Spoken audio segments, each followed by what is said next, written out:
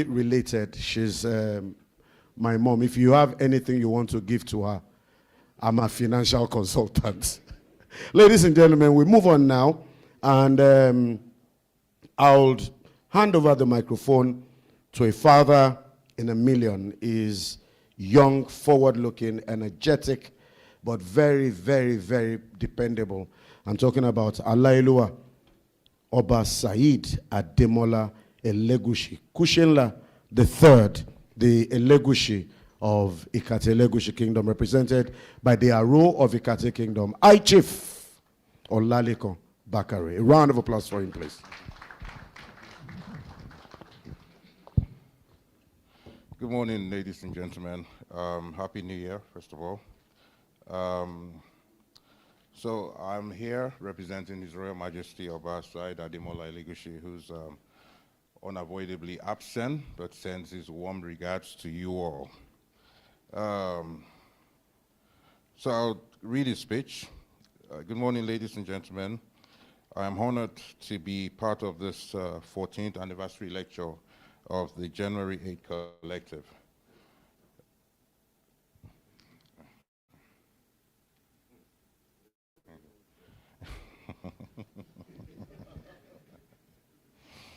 And I commend the leadership for sustaining a credible, non-partisan platform for engaging matters that concern our nation.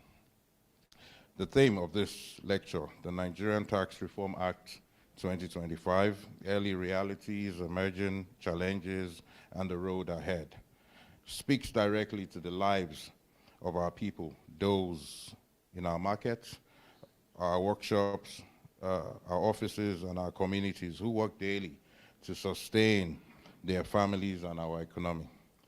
As royal fathers, we are custodian of the people. We listen to their worries, guide their understanding, and encourage patience and trust in the institutions of government to do what is right. Reforms such as these are necessary for progress, but they must be explained in simple terms, implemented with fairness, and felt in the daily lives of the people.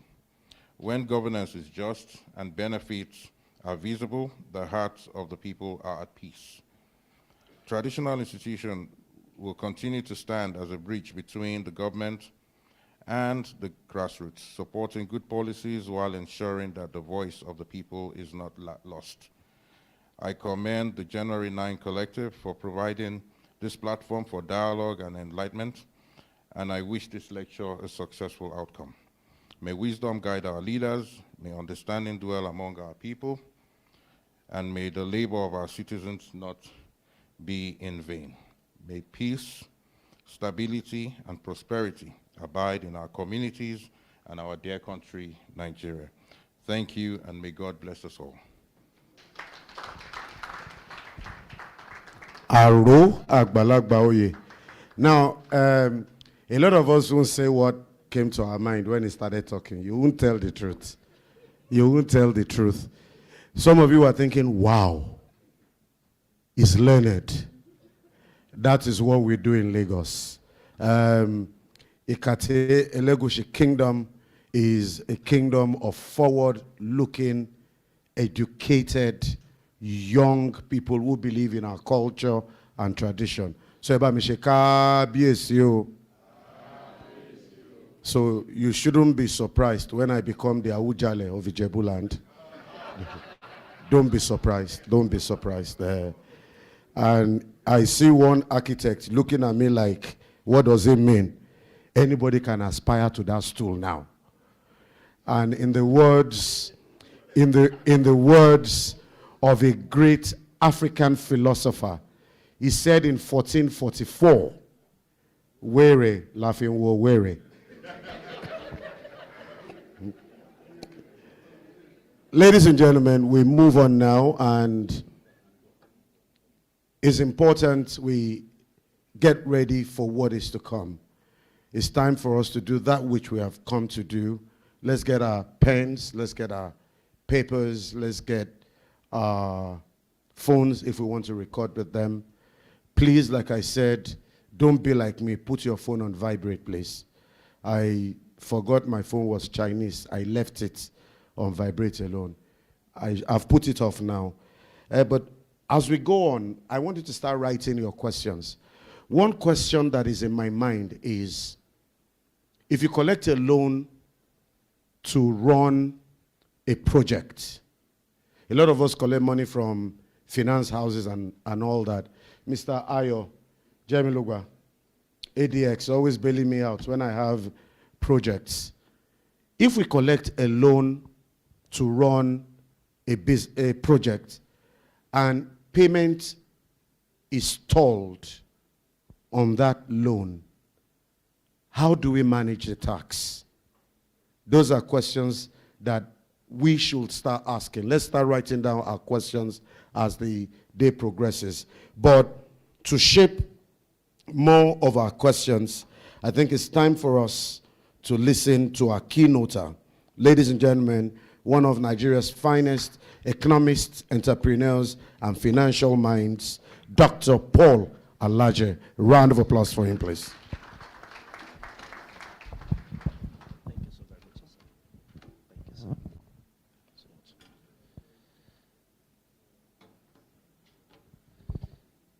Distinguished ladies and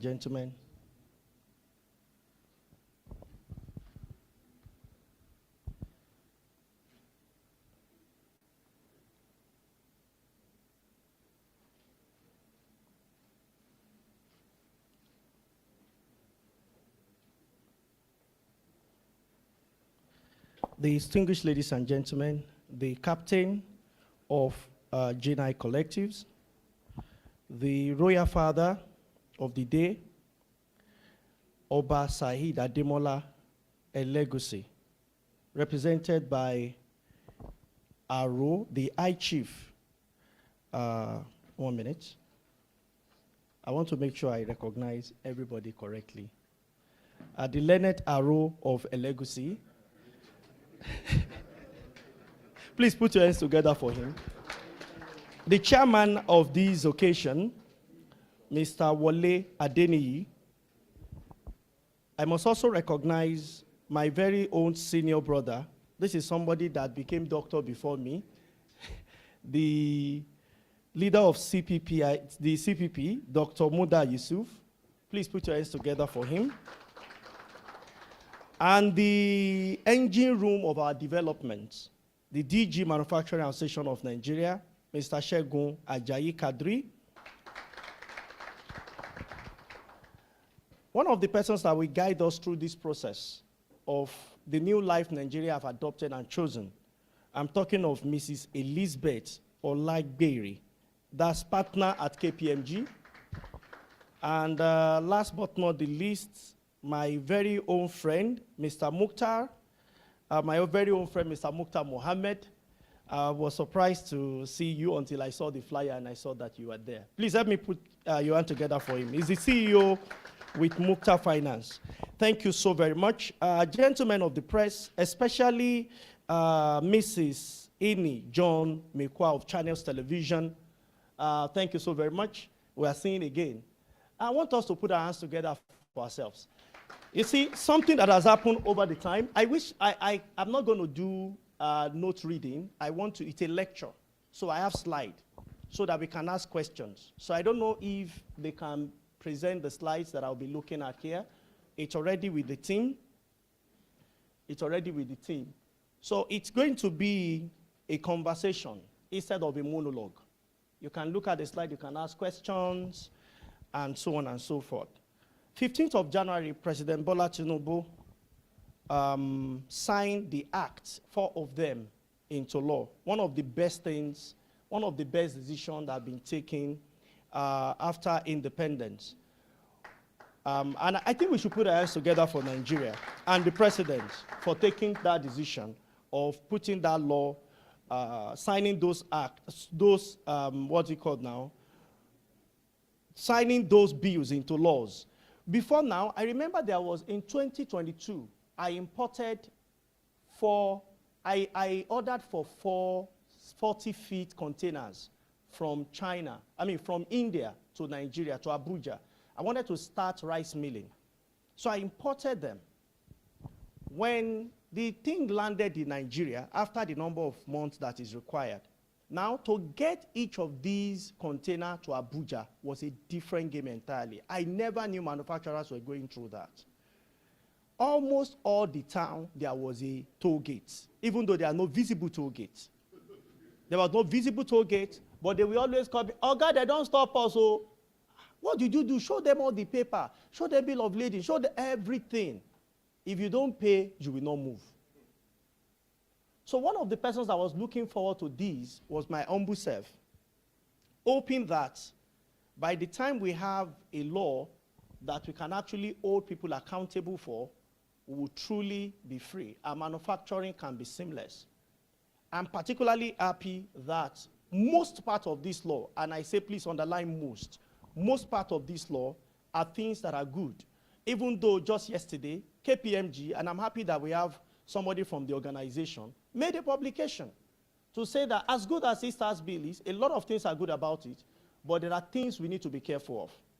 One of them is people moving away from our territory in terms of investment. You saw when how capital market first reacted, when the capital gain tax became public, people became concerned whether 25% or 30% of their wealth will be eroded. Thank God for education to say that it's your gain. The question is, what part of Africa are people already paying this? I'm waiting for my slide is here, so I can start. I said all those because I was waiting for the technical committee to have that on. So just go to the third slide. What third slide? I wish I can have the slide control so that I will not be saying next slide. So be looking at the background and rationale, classification of taxes, especially personal income tax, payee system, tax reliefs. There are a lot of reliefs. I did not even capture all of them in this tax reform. A lot of reliefs. I also added what we call exemptions. Beyond the exemption, we have zero-rated VAT. There are zero-rated VAT. It's different from tax exemptions. So I've added them in the main slide. Then early realities and challenges, policy critique, recommendation, and conclusion. Please, let me stay up front. I am not a member of any political party. I am not speaking for anybody. This organization, I researched them, and I see that they are not party, they are not aligned to any party. If they have, I would not have been here. Because I do something really very sensitive. I don't belong to any party. I remain the conscience of common man on the streets. That is what I do. So I don't belong to any party. I'm not speaking for everybody. And I will try as much as possible to be objective in my discussion analysis. So before now, even up to now, Nigeria faces very low tax to GDP ratio and fiscal pressure. You remember that early last year or mid last year, some members of a political party, formerly CPC, met the president, and in president innocent conversation with his with those people, he said they've met revenue target. How many of us remember? The next thing you saw on the headlines is that if you have met revenue target, why are we borrowing? Because the next day, a request was sent to the National Assembly for borrowing. And that became a big conversation. If time permits, we would explain what that meant and why we saw that we're still borrowing. Then overdependence on all revenue and huge borrowing. I had projected when I was asked by Channels Television what I thought our debt profile would be. And I said, by the end of 2027, we might be looking at 200 trillion naira in debt. Why that? If time permits, we will look at it. This is just background. Then the need for sustainable, fair, and efficient tax system. Lastly, Tax Reform Act 2025 respond to these. What are the responses to the structural challenges? Because if you ask, if we have challenges, I'll tell you certainly we have some challenges. What are the objectives? Many of them, but I just left them, all of them to before. One is to broaden the tax base without overburdening the poor. The question is, who are the poor? To broaden the tax base without overburdening the poor, to improve the compliance and administration, modernization of tax law and processes, which we said before now, we have never had this since independence. So that modernization is very key. Then we have support economic growth and investments in Nigeria. So what are these acts? What are these acts? There are 4 of them. The first one is the Nigerian Tax Administration. The next one is the Nigerian Tax Act. The next one is Nigeria Revenue Service, and the last one is Joint Revenue Board of Nigeria. Two of them are Establishment Act. It's just to start them or to institutionalize those bodies. Before now, we've had something like a Joint Tax Board, but there was no law that put that in place. It was an idea by the executive and those collecting taxes and some legislature to put those together. Now there is a law. Please, don't be faster than me. Yes, because sometimes you want to ask questions. So if you review the slide, then you've answered my question. Maybe the gift I want to give, although that will not be taxed, don't worry. We're getting too serious. So these two, the last two, they were Establishment Act. Meanwhile, the others has to do with administration and process, as well as the procedure of the act. So let's look at each of them. I will just mention a few points on each of them. The first one, sir. The first one, the Nigerian Tax Administration. Follow me, sir. The technical. Yes, follow me. I didn't want to use the word. I don't want to say next slide. So, but if he follows me with my gesticulation, you know that we are to move next. So, the Nigerian Tax Administration now provide a comprehensive framework for tax administration and enforcement in Nigeria. It defines the power and responsibility of tax authority. Before now, people were not sure as to we know what tax authorities do across state and the federal as well as local government. But what are the responsibility of the people? When are you supposed to tax? We know for corporate income tax, we know for personal income tax, but there were some that the level of awareness were not really clear. But until recently that we did a lot of advocacy, and I can tell you, we still need to do more. It also set the taxpayers' rights as well as obligation, establishes procedure for tax assessment, which includes collection and dispute resolution. It also aims to improve compliance, transparency, as well as streamline tax processes for taxpayers. Now, the second one here is it consolidates and harmonizes various tax laws under one framework, which is what this does. Unlike where you have all manner of taxes, over 50 of them, is the Tax Act that now harmonizes all of them, that we can say we have tax acts that are just for, and we can work with all of these. Specify the type of taxes. Is it income tax? Is it value-added tax? Is it capital gain tax? And so on and so forth. Which of them are payable by you as individual? Which of those should your organization pay? Who should pay and who should not pay? When are you an organization? If you are paying, who are you paying to as individual? Are you paying to federal government? Are you paying to state government? Who are the people that should collect your taxes? As of when should you file, if you are to file? And what are the processes? What are the things that you need? Then it promotes consistency in tax policy and implementation nationwide. The third one here is one, formally establishes, which is the Nigerian Revenue Service. Before now, we have FIRS. From the word federal, Inland Revenue Service, it appears as though it's just for federal government, even though what they do is for the nation. So from that, it's important for that to formally establish the FRS, which is now known as Nigerian Revenue Service, as a central revenue collection.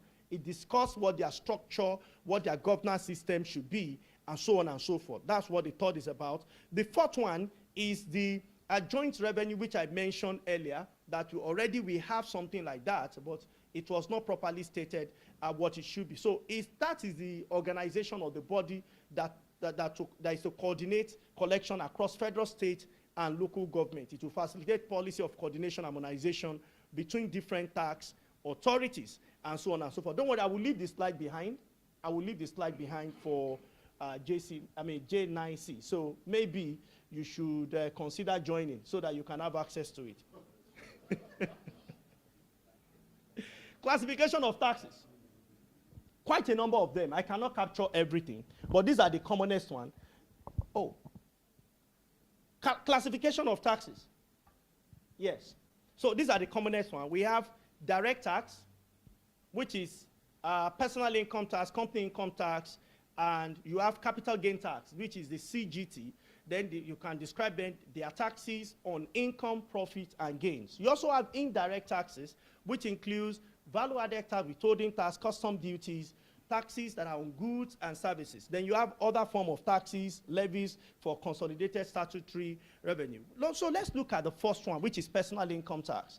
Who is the tax authority? Do you pay your personal income tax to the federal government, or who do you pay it to? Personal income tax authority is the state revenue service. Your state that you pay it to. The next question is, who pays personal income tax? We have employees, employers, and partners. So if you're a partner of an organization, or you're working in an organization as an employee, or you're a sole proprietor, it is expected that you pay taxes to your state. Now, tax base is your taxable income. Your taxable income. As you will see further, there are some exemptions that are not part of what is taxed. I will explain those now. Where do you pay taxes? This is interesting. Somebody who lives in Maraba in Abuja, but people that know Abuja know where Maraba is. Or somebody who lives in, help me, Lagosian. DJ, I need to know Lagos. Mowe. Somebody who lives in Opik. Thank you, sir. Thank you, sir. I know Opik. At least I know Opik. Somebody who lives in Opik. Where do you pay your taxes to? Lagos State or Ogun State? But you work in Lagos. So let's say you work in Radisson, but you don't live in Radisson. You don't live in Lagos. You live in Mowe, for instance. Where do you pay your taxes? Which authority? Is it Lagos State you pay or Ogun State? Listen, you work in Radisson. You work in Ikeja. You work very close to Alausa Secretariat. Very close to Alausa. Alausa, that secretariat. You work very close. In fact, you even supply them things in Lagos State. The law says you pay a state of residence where you live. That's the organization, that's the state that you pay. It's the law. That's what it states. Then collection methods. We have payee and direct assessment. If you work in an organization as an employee, the employer is the collection agent for government. Your employer, like Stanbic, you are the one collecting on behalf of the government from staff, is deducted, then is remitted accordingly. But for partners, sole proprietor, and so on and so forth, you do direct assessment. The government evaluates what you have said. This time, I can tell you that we now have a situation where different bank accounts are being linked with, what do we call it now? With NIMC, your NIMC, links together. So now people now say that, oh, does it mean that if I beg I Chief Aro that, Esa, help me, help my destiny. 3 million naira is not too small. Now, Israel Majesty now dashes me 3 million naira. You say, you have been talking too much. Let me help your destiny. Take 3 million. Am I paying taxes on it? Some people will say, quickly type. Sir, before you say, send gift, write gift. You know, or online content creator, they are now tax consultants. Oh, one thing God must bless this government for is like they know that those of us in professional world, we exist. Everybody is now discussing taxes. Everybody, I say, this is good though. It's tax everybody is discussing. So if I get 3 million naira, is it? No, these people cannot take light though. You cannot take light in Radisson. Maybe I didn't settle them. They are not the agent of government. They are not my employers. Okay, so I don't know if I should just be reading, but I think that it will not be engaging, reading without people taking note and looking at those. So for residence rule, the rule is state of residence, not state of work, and not your state of origin. It is state of residence. Then collection type, we have pay as you earn, we have direct assessment. There is an exemption threshold. And I wish that there is light now so that I can show us different level or categories of threshold. The first one is the exempt threshold. The first one is 800,000 naira. So if you earn 800,000 naira a year, you can divide that by 12. And I see people smiling already that one is money. That one is money, 800,000 a year. Now, what is the objective of this law as it affects the personal income tax? Is equity, income protection. Now, I will go to the PIT. PIT means personal income tax band and rates for 2025. That's the Act 2025. Number one is the first level, the first category is 800,000. You are going to pay 0% tax. So on your income, the first 800,000 you are earning, you are paying 0%. Now there are some exemptions that add to that 800,000. Sometimes you can say it's 1 million, some calculate it as 1.2 million, but you have exemption. For instance, on rents, which is accommodation, NHIS, and so on, pension, and so on and so forth. I will get to all the exemptions. But to make it simple is why I'm looking at it like this. So the first category is 800,000. Before now, there was also an exemption for 300,000. At that time, minimum wage was 30,000. Now, minimum wage has changed now to 70,000. And I know states paying more than 70,000. So the minimum wage has changed. So we have, after the first 800,000, you now pay 15%. If you earn 801,000 to 3 million naira, the tax on it is 15%. The next is 3 million naira, 3 million and 1 naira to 12 million naira. You pay 18%. The next is 12 million and 1 naira to 25 million, you pay 21%. Then when you do 21 million and 1 naira to 50 million, you pay 23%. Then you pay, above 50 million, you pay 25%. Per annum. This money is per annum. So, when you finish this event and they pay you per annum, it's not per month, though. So what does this mean? Before now, the least amount an individual could pay in Nigeria as tax was 7%. Right now, the least amount you can pay is 15%. That's a summary. So the least amount you can pay before now was 7%. After 7, we had 11. After 11, we had 15. After that, we had 19. We had 21, and so on and so forth. But that has been compressed now to what you have there, according to the gazetted. Those that understand, understand. According to the gazetted Tax Act. Okay, so consolidated relief. This is the relief I'm talking about. So fixed allowance of 200,000. You have variable allowance of 200% of gross income. Then you also have your total CRA of 200 plus that's the combination of the two, or plus your 20% gross income. Then we go to the payee system. Payee system. Please, let's go to payee system. Thank you. So for payee system, so what the meaning is monthly personal income are deducted from salaries, who are the collecting agent, your employer, tax authority, state authority. Then we say that the remittance must be 10th of every month. Then you have the compliance penalties for default. So if someone defaults, is going to pay. What is the taxable component? Number one, it's please pay attention to this and the next two slides. Very importantly, the taxable component is your basic salary, allowances. So if they say, office give us allowance, it's taxable. Bonuses and commission, taxable. Benefit in kind, taxable. Other employment income, taxable. Now look at the exempt. Pension contribution, okay? Medical expenses, gratuity, compensation for injury, official reimbursement. So company sends money to you, or your organization sends money to you, let's say 300,000 to carry out an assignment. But people say, narrate everything as family support. No. It can't be family support. So it's for official purpose. So they can now reimburse you. Let's assume you are somewhere in Ojuelegba and you needed to refuel the car of your company, and you buy it with your card. So when the money comes back to you, it's not income, it's a reimbursement. So what is important to taxman is your ability to explain what your taxmen are people. The taxman is a person too.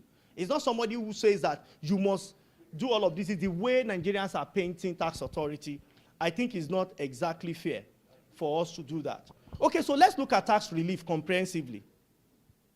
Let's look at tax relief comprehensively. Number one is low income relief. People on low income bound, 800,000, which is limit 200 plus 20% equity. We have low income relief. There is an exemption for them. That's low income 200 for social. The purpose for that is social protection. Then we have pension relief, which is deducted. We also have NHF and NIS deductions, which of course they are deducted based on what is prescribed by the policy. We have life insurance, life assurance deduction for individuals. We also have R&D relief for companies. We also have small business exemptions. That's companies that are doing less than 50 million naira. Now, in the tax law, there is something that is not very clear. A part talks about 50 million, another part talks about 100 million. So please, to be safe, stay with the list. If they come and explain further about it, I know that some professional will say stay with 100, some will say stay with 50. I've been at different events. In fact, there was an event organized by the authorities, and somebody mentioned 100. He said the minimum is 100 million. That if you do less than 100 million, you will get relief on what? It's on company income tax. You are going to still file your VAT. You are still going to do every other thing, but it's on company income tax. You will see it much later. So let's go to implication for companies. What is the implication of this law for companies? CIT rates and threshold, exemption for companies less than 20%, 30% standard rate.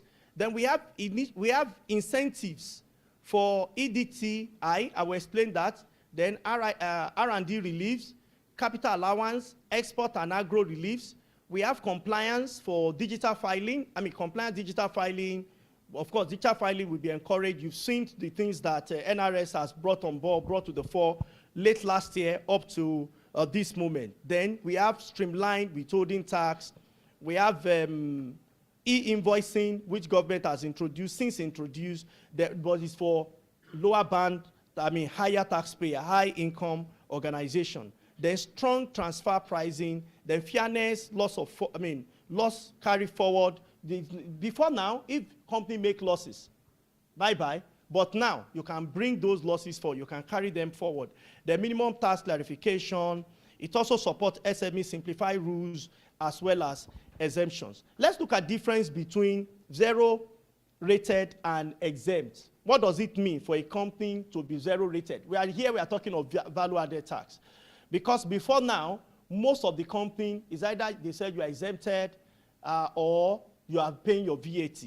So for VAT rate charge, they are zero rated or exempt. So when you charge, let me first mention company. Okay, maybe I will say that in the next slide. So when we have input, what does value added tax means? It is the tax you pay on the value you have added to a product or service you are delivering.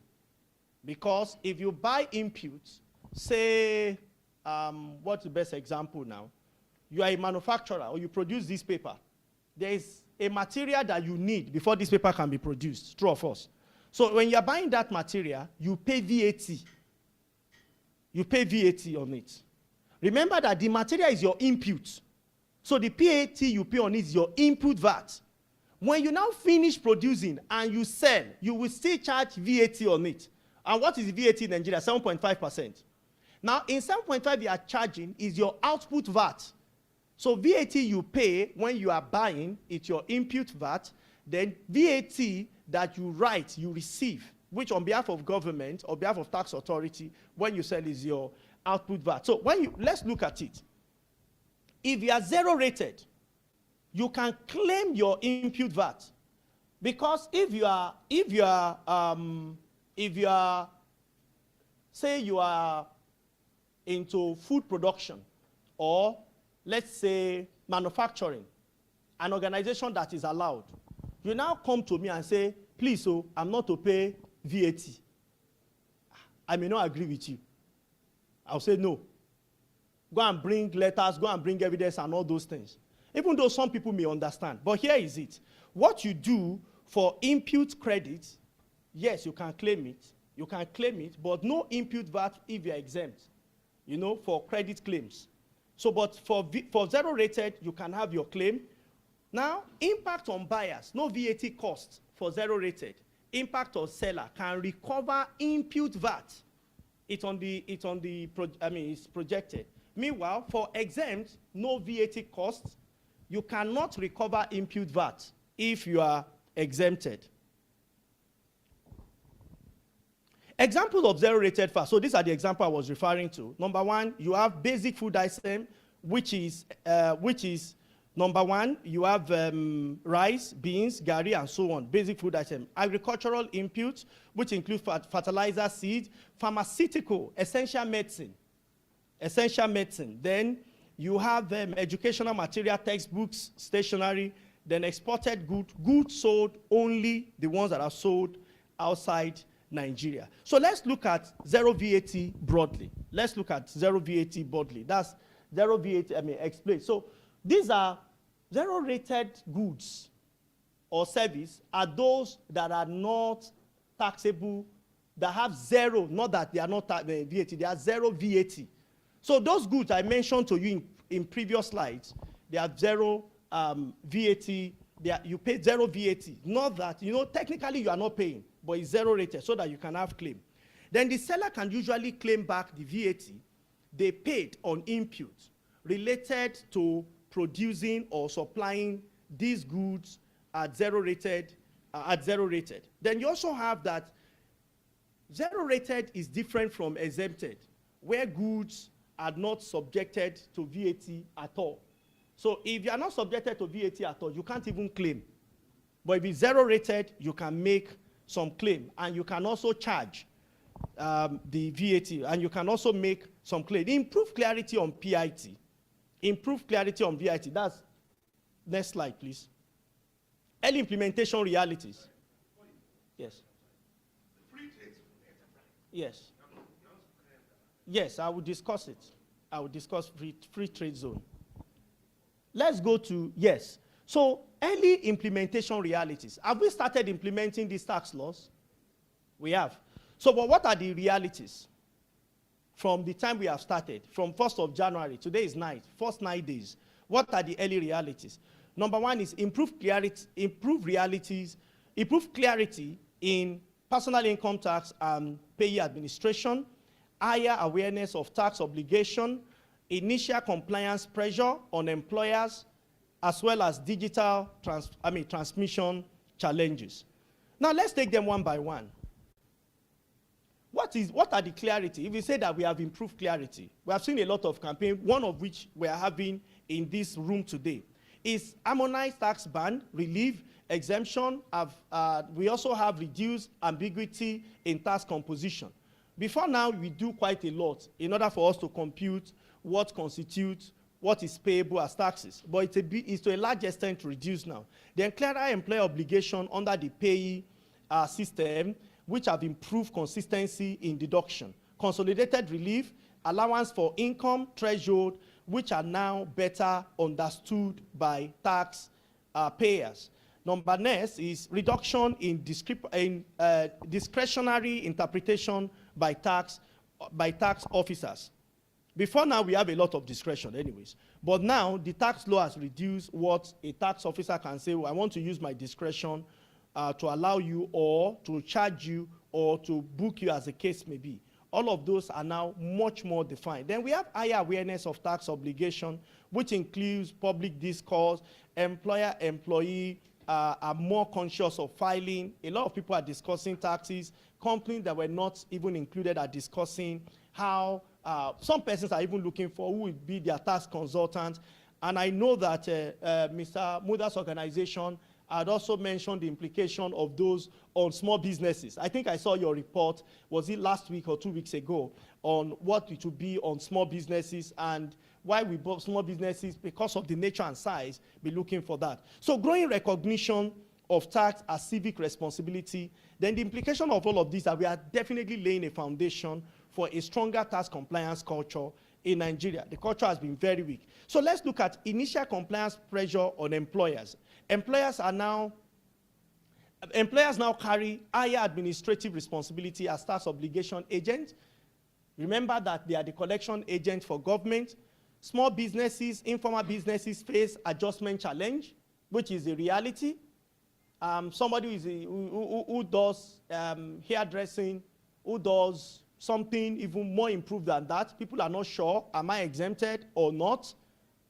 Vulcanizer is saying that if you pump tire with me, what are you going to pay? It's like my old pay is not paying again. What am I going to do? Do I need a tax consultant? Do I need an accountant? Who will help me? These are conversations on the street. Increased cost-related payroll system.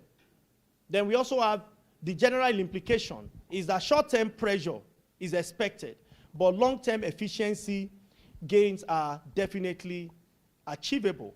Then let's look at digital transformation challenge. This is a major challenge, a very, very major challenge. Apart from the fact that I doubt if we have capacity, based on the number of businesses we have in Nigeria. Central Bank revealed that 90% of the businesses in Nigeria are SMEs, according to Central Bank of Nigeria. So for this large business and so on and so forth, even though the committee reveals that their target is not for small businesses, their target is for those large businesses. But you will be shocked as to how many businesses are doing turnover more than 50 million, more than 100 million. You will be shocked. I don't want to ask the banker to tell us, but they can tell you. By the time you put all the bank accounts together, something will happen. Trust me. Trust me. Mr. Gbenga, trust me. I heard that. Trust me. Migration to electric filing, reporting, and payment system is uneven across states. I have the privilege of consulting for 2 of the states, and I can tell you that there are similar meetings. And when we met, the biggest headache is that with this new law, where will the state get money from? To them, it's revenue loss. Meanwhile, on the street, people are saying they want to tax us. Those that will collect the money actually thought that this tax is to take money from their table. Mark you, most of the taxes are actually going to states, to the state, not the federal government. Most of the taxes. If you look at VAT, who collects most part of VAT? It's state government. Personal income tax, state government. PIT, state government. Most of the taxes are going to the state. But watch this, because they don't have structure of collection, most of the people they collect from hotels, look at standard of hotel in most states you can remember, especially half up Nigeria. I don't want to mention half up Nigeria. Gas stations, how much are they paid? How much are they paid? 50,000. If you pay somebody 50,000, that's the average income there. 60,000. If you pay somebody 50,000, for example, 60,000, what is the annual income? No, 60,000. 720. According to this tax law, are they going to pay? So you now see the worry of some governors, half Nigeria up. I don't want people to quote me.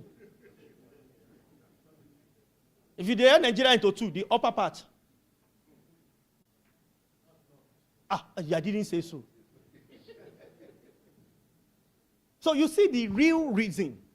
Because what constitutes huge revenue for states under their IGR is personal income tax, pay, and personal income tax. So if majority of the people that are paying are now exempt, remember that not all the states, I don't know, maybe towards last quarter of 2025, but as of 3rd quarter of 2025, all the states have not complied with new minimum wage. Not all the states have complied. And you know that revenue that goes to states has significantly increased from FAC. So to them is a loss.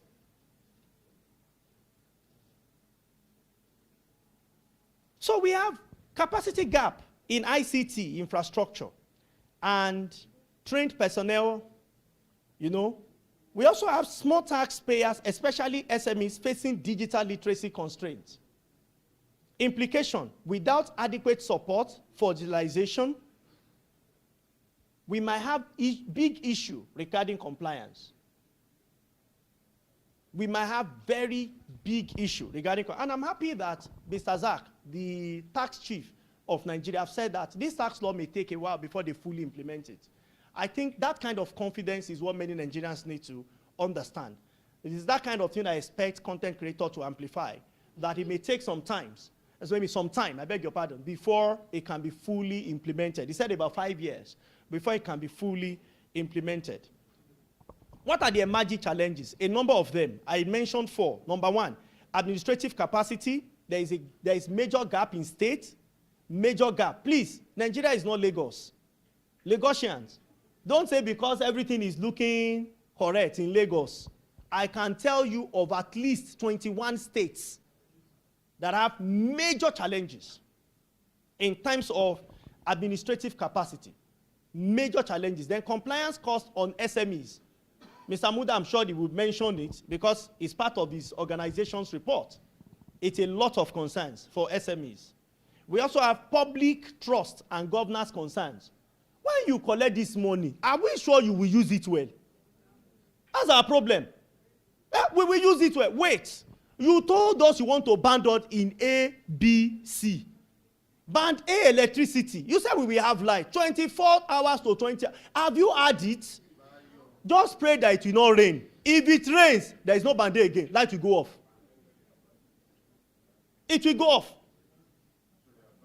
So Nigerians are wondering, will this promise be kept? What can we do? I will discuss it. So compliance, trust, public trust. The president seems to have high energy for making some unique reforms that many presidents have shied away from, which include subsidy removal, unification of Naira. They are not without its cost. And from his popular clips, I understand. I understand. He understands. The same with this. But we need to do more, especially at subnational level. We need to do more. If certainly this must, if for people must support or people's concern, government can say, truly, we are going to invest this money properly. Then we also have digital infrastructure. Digital infrastructure limitation. To a large extent, it's a major challenge. It's a major challenge. Because according to the law, you will need digital infrastructure to implement the law we have. It's not going to be manual. You will need infrastructure to do it. So let's look at administrative capacity. Many states, revenue service lack adequate skilled staff, technology, unified system to enforce reform. It's a big challenge for states. Number 2, you have SME compliance. Small businesses may be exempted from tax, but registration, record keeping, and so on and so forth. So who will keep the record? You are telling small businesses technically to employ 1 or 2 more persons. Can their revenue pay for this service? Can they afford to hire Mr. Muktar? If a small business, Mr. Muktar, if a small business were to hire you, how much would you charge? God bless you, sir. Can they afford to hire him for 1 year? 5 minutes to go? You are charitable. Because I don't want to pay tax. I have more to say. I've only done 2/3 of my presentation based on where I am. So I may have to jump. I will just explain broadly. Let's go to slide 33. Slide 33. We look at policy critique and look at indirect tax may still be regressive. One of the arguments for this tax reform is that we want to leave regressive tax to progressive tax. But if a rich man buys a bottled water, please, can you help me with that bottled water? A rich man buys this bottled water, and let's assume the VAT, of what VAT is 7.5%, and a poor man wants to buy the same water. It may not necessarily be this water. How many percent will they both pay? So is that progressive?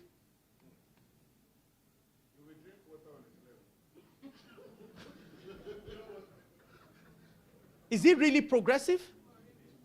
We need to ask questions. So we also have implementation capacity, which have been formalizing the burden, investors' uncertainty. That comes to you. This is where we now come to you. So if you don't mind, if you can go to slide 37. You are the one that said I should jump, sir. Yes. I'm only asking how high. Don't worry, I'm not a comedian. Changes such as replacing pioneer status, which we had before, with new initiative uncertainty, which includes investors may now delay decision in seeking more suitable environment until policy clarity improves. One of the things, I know I was in a town hall meeting when the team you asked of, which is, what do we call them now? Free trade zone, asked, because they were tax exempt, but they are no longer tax exempt. Absolutely. In absolute term, yes. In absolute term. So, not fully, because there's percentage of your turnover, which I think will be considered before you can be said to still enjoy what you had before or what you don't have. So the tax law also try to protect Nigeria so that people don't come to Nigeria and not pay any taxes, bring one or two things, which I support to a large extent. But if you must do it, then it must be that it truly represents what you are doing in Nigeria, and the component represents Nigeria. So it can be truly called free trade zone, which is obtainable in the UAE economy I've studied largely also. So what are the policy recommendations? These are the recommendations. Strengthen fiscal social contracts. Average Nigeria believes that most people leading us, not all, but most, they have seen people have cannibalized states and local governments and say, this is my own. There is a place where water flows, is the name of a state. A process started yesterday because some people felt it is their own. I don't know. First Digital, please don't quote me. But you understand what happened? How do you want taxpayers to feel in such environment? Because businesses will not go well in an environment there is relative political instability. So when we don't know, I hope that we are able to quell crises. There is about to start in Rivers State. And it's important for us to say it. Not because of the political actors, but because of business persons there, business entities. If it starts, it will affect all of us. You are in Lagos, but it will affect you. Because no state is truly isolated. No state is truly on its own. We are all connected. We saw insecurity in the north 10 years, 15 years ago. Today, we are hearing it. We are feeling it. We are seeing how it's getting closer. Thank God, government is open more to international community to provide the necessary support for us to combat it. Then, we need to also have phased digital implementation.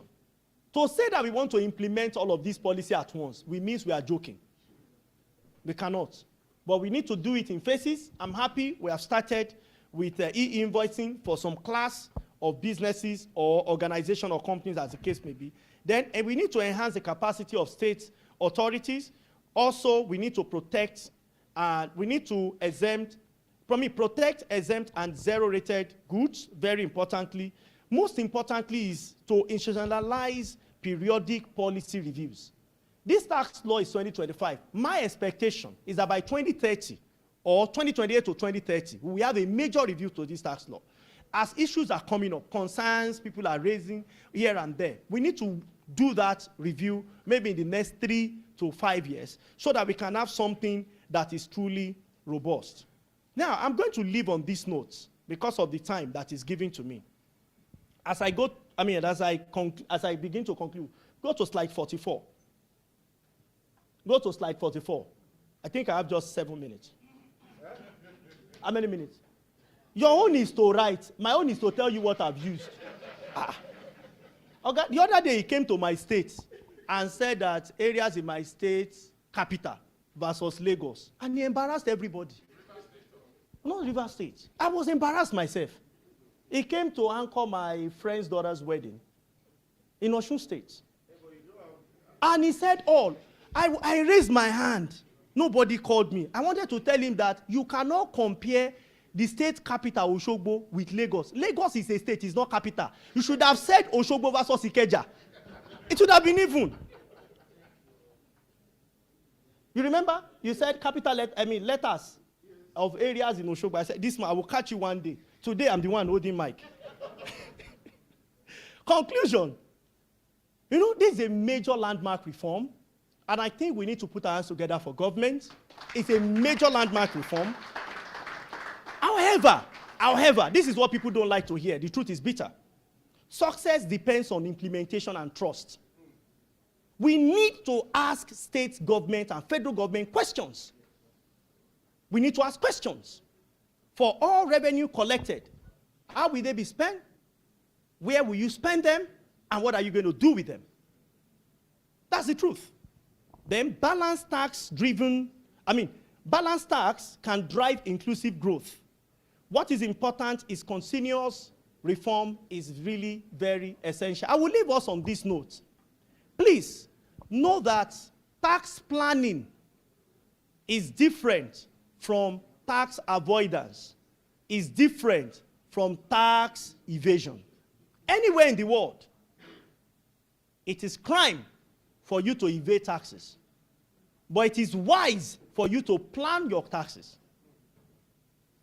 I'll give you an popular American. The man was recently in Venezuela. The man sent us congratulations message on New Year, Christmas. I don't know his name. But you know, people criticize him that he's not paying taxes, this and that. And the man said, no, it's the law. I'm doing tax planning. Now that leads me to the question you asked about borrowing. If I borrow money, sir, if I borrow money from your bank, sir, if I borrow money from your bank, 10 million naira, as individual, that's the money that came to my account. Is it taxable? It's not taxable. It's not taxable. If I borrow money from you. Now, if my business borrows money from you, there is what we call earning before interest and tax. So, before I proceed in that calculation, those that are accountants will understand me. I first need to remove debts. What's it called now? Repayments. I need to remove interest. I need to remove it. Before I now come forward to see what level, what amount will be taxed. But so many people need to understand, and I think J9C, you need to organize even more awareness program to support the state and federal government. If you borrow from family and friends, is it taxable? Is it taxable? It's borrowing. See, you cannot pay taxes on loans. You cannot pay taxes on borrowing. Let me also shock you. Do you know that you can lend to your organization? Hello? But you'll be charged. Huh? I'm balanced. I'm in the middle. So please, I would, for those of us that do not so small business, but not so large business, the middle class, you need to have very, very smart consultants. For many of them, they are in Nigeria. They will not teach you how to evade taxes, but they will help you with your tax planning, such that you will not be paying what should not be paid, and you will pay what should be paid. I don't know if that has helped someone. Because the man in America was asked, have you been paying your taxes as at when due? He said, nobody pay taxes on loan. I live on borrowed life. And people wonder, what is he borrowing? Huh? Elon Musk is a classical example that uses, listen to Elon Musk's example. Please listen to Elon Musk's example. Somebody said Elon Musk, classical example. But you see, it might not be so applicable to Nigeria. And I will tell you why. Why it's not applicable to Nigeria is that, please listen, why it's not applicable here is that in America, interest rate is very low. Maybe 2, 3, 4%. Tax rate is higher than interest rate. So you can stand up as the owner of Twitter and go take your shares in Twitter to the bank and borrow money. Yes, you can. I can take my shares that I have on the exchange to borrow money and present the paper. Yeah. So you can take that and say you want to borrow money from a financial institution. Sir, if I have a share with you, your company, can I present it as my collateral? Of course. In Nigeria, yes. Plus, please listen. Please listen. Please listen. This may help someone. Now for him, when he presents such, they lend money to him. He borrows money from them. What is he paying back? Is any money, is using the money to pay back money he borrowed. It's not income. So, but what economists are particular about is which one has lowest cost. The cost of taxes, which is a cost to you in the long run, or the cost of interest. To him in America, the cost of taxes is higher than the cost of interest. In Nigeria, bank, 33%, 20%, 25%, 30%. So which is better, taxes or bank? Well, you will answer the question when we meet next time. Thank you so very much, and God bless you.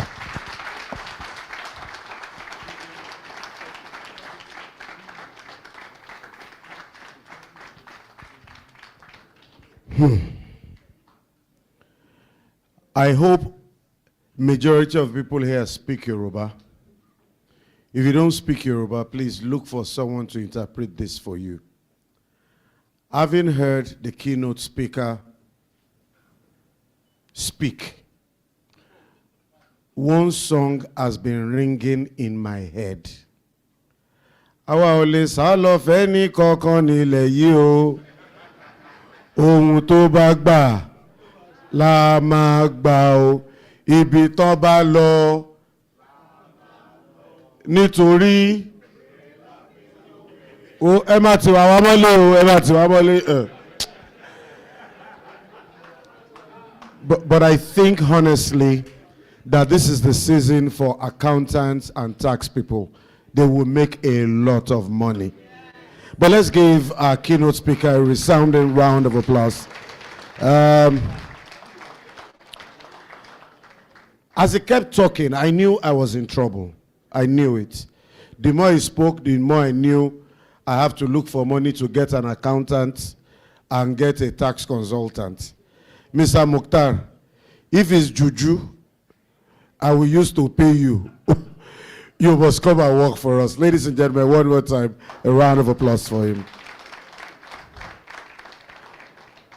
A resounding round of applause for some of our very, very, very special guests who could have been anywhere else but decided to be here with us. All of you, to be sincere. But let me welcome ex-international. The labor of our heroes past shall never be in vain. I'm sure the tax people are wishing this was the time he was playing football so that they can collect foreign currency from him. Ex-international Waidi Akoni, a round of applause for him, please. I told him to warn that Olushosu boy. Slap him if I see him. If we lose, he's in trouble. A man that the tax people would love exceedingly. Chairman, Princeps Credit System, Source Bank, Tango Brook Technologies, Sapphire Virtual Network, Pastor Peter Atuma. A round of applause for Pastor Peter. Tax people are looking for you. Former Commissioner for Finance in the Center of Excellence and State of Aquatic Splendor, Honorable Akeyemi Ashadi. A round of applause for him, please. Thank you very much. As the evening progresses, if they don't confuse me some more, I'll recognize more people. But please, we truly appreciate your coming. Thank you, thank you. But I know that a lot of you also did not come because you like us, so you came because you wanted to come and get free training on tax. Those who came to learn more about tax, can I see your hand? So you will be paying before you go. Yes, so ladies and gentlemen, one more time, thank you very much for coming. God bless you.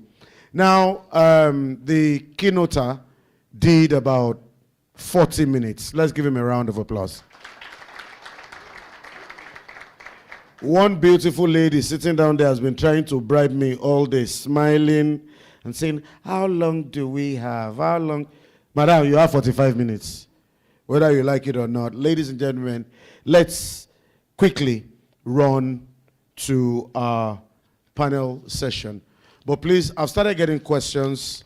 If you have questions, put them on your sheet of paper and please send them forward so that we can pass them on to the relevant authorities so they can attend to them when we're done. Let me start, ladies and gentlemen, by welcoming to take center stage the captain of this session, the beautiful, intelligent, charming, seasoned journalist and skilled communicator, Miss Ini John Mekwa. A round of applause for her.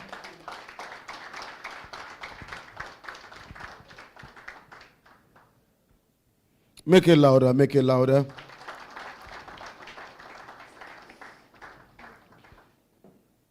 Visionary financial experts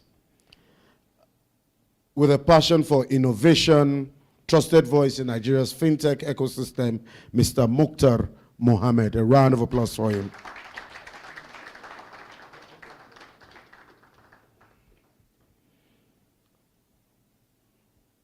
Please give him a round of applause.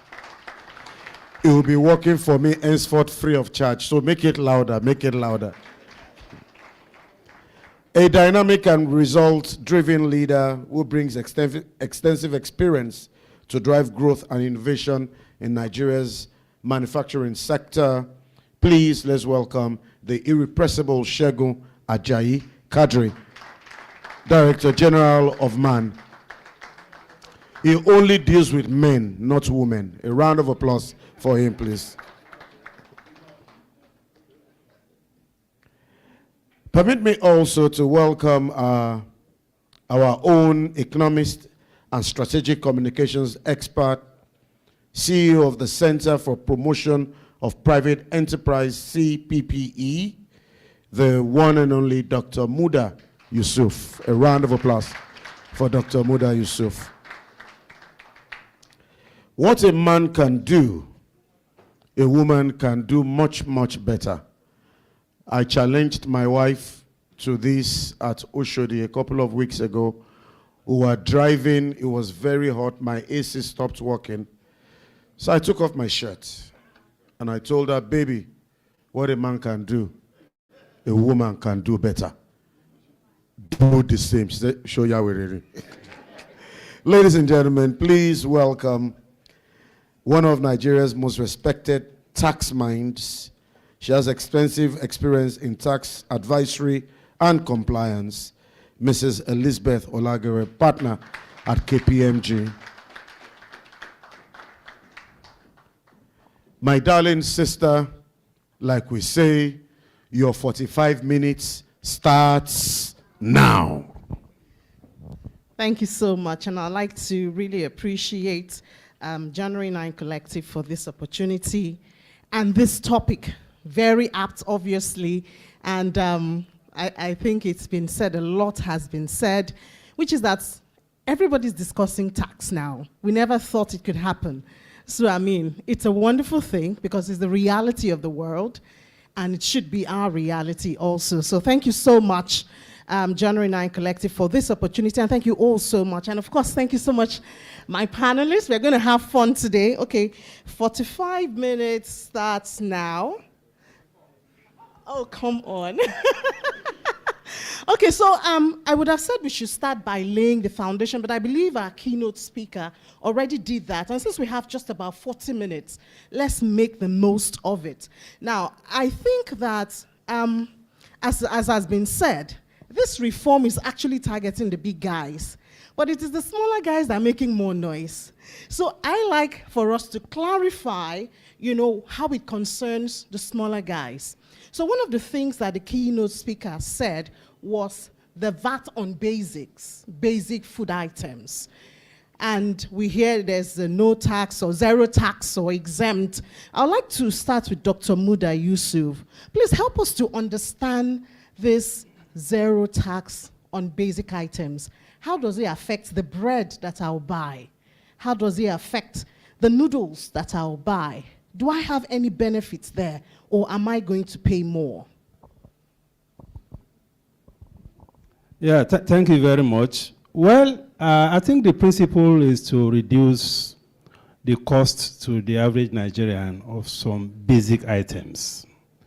Food, educational materials, transportation, and so on and so forth. So the idea is to bring down the cost. But let me address a much bigger issue. Now, reform is good, but it is good to localize reforms.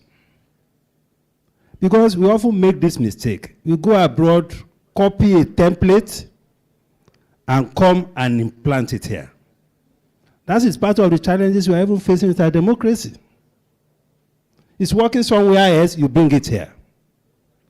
So it is important to localize it. And that is why I think that as we progress, just as the keynote speaker said, this is a reform that we should continuously fine-tune to fit into our own circumstances. To the average Nigerian out there, once they hear the word reform, they want to run away. Why? Because they have not recovered from the shocks of previous reforms.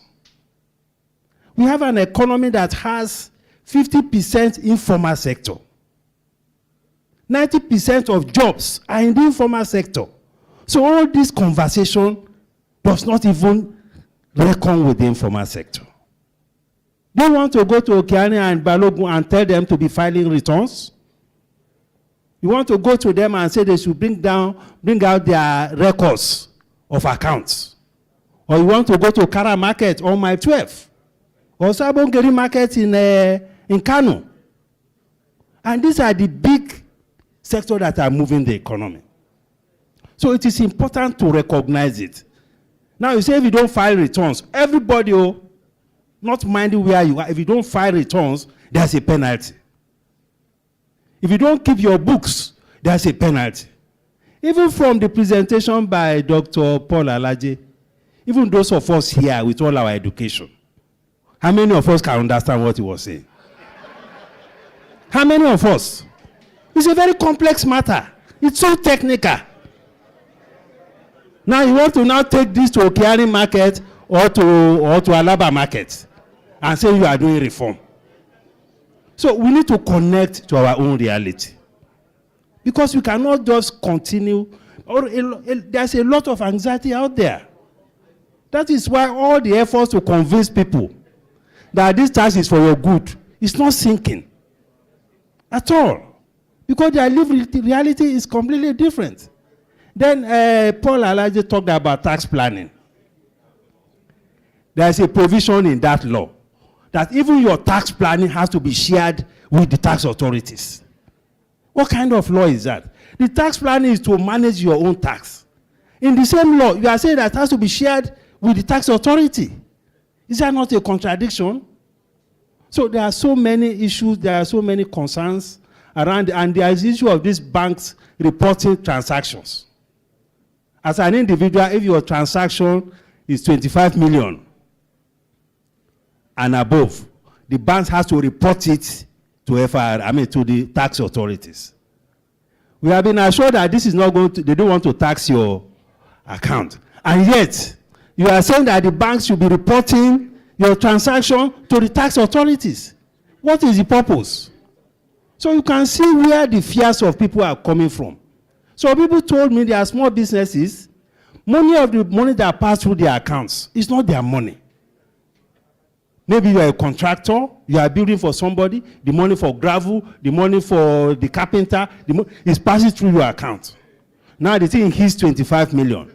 Then you get a call from the tax authority that your account is also, can you come and explain? I mean, we should manage these things very, very carefully. We are in the implementation phase. That is why we have to be careful with the way we implement. And this is a pre-election year. Those in government have to be sensitive to this. Let me stop there so that others can. Dr. Yusuf always talking to the heart of the average man. But let me come to Ms. Elizabeth now. They say you guys are going to be making more money now because more people will need consultants and all.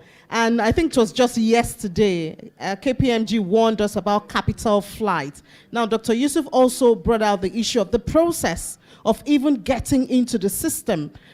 He talked about the traders at Okeari markets and all of that. Perhaps you can tell us, for a small business, who needs to get formalized, who needs to stay on the right path of the law, what should we be doing? And also touch on the risk of the capital flight. And I know you talked about enlightenment and all of that, so tell us, I think we saw that at the capital market when we lost over 4 trillion naira in one day. So help us manage this expectation and what you think can be done. Okay, thank you very much. Good afternoon all, and thank you once again to J9C for having me on the panel.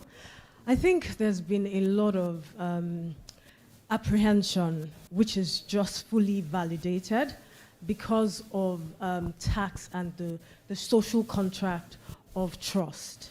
So there's been a lot of, panic as to what exactly will this tax reform act mean to me as an individual or as a company. But if you really look and deconstruct this tax reform act, you'll see that there are quite a lot of benefits that have been introduced in the act. Indeed, it's not perfect. We might have some teething issues. But one thing that I think all Nigerians would agree is that Nigeria is set for an overhaul of its tax systems. At least that we agree, because there has to be harmonization with global best practice. There has to be a means and mechanism for even helping small companies to thrive.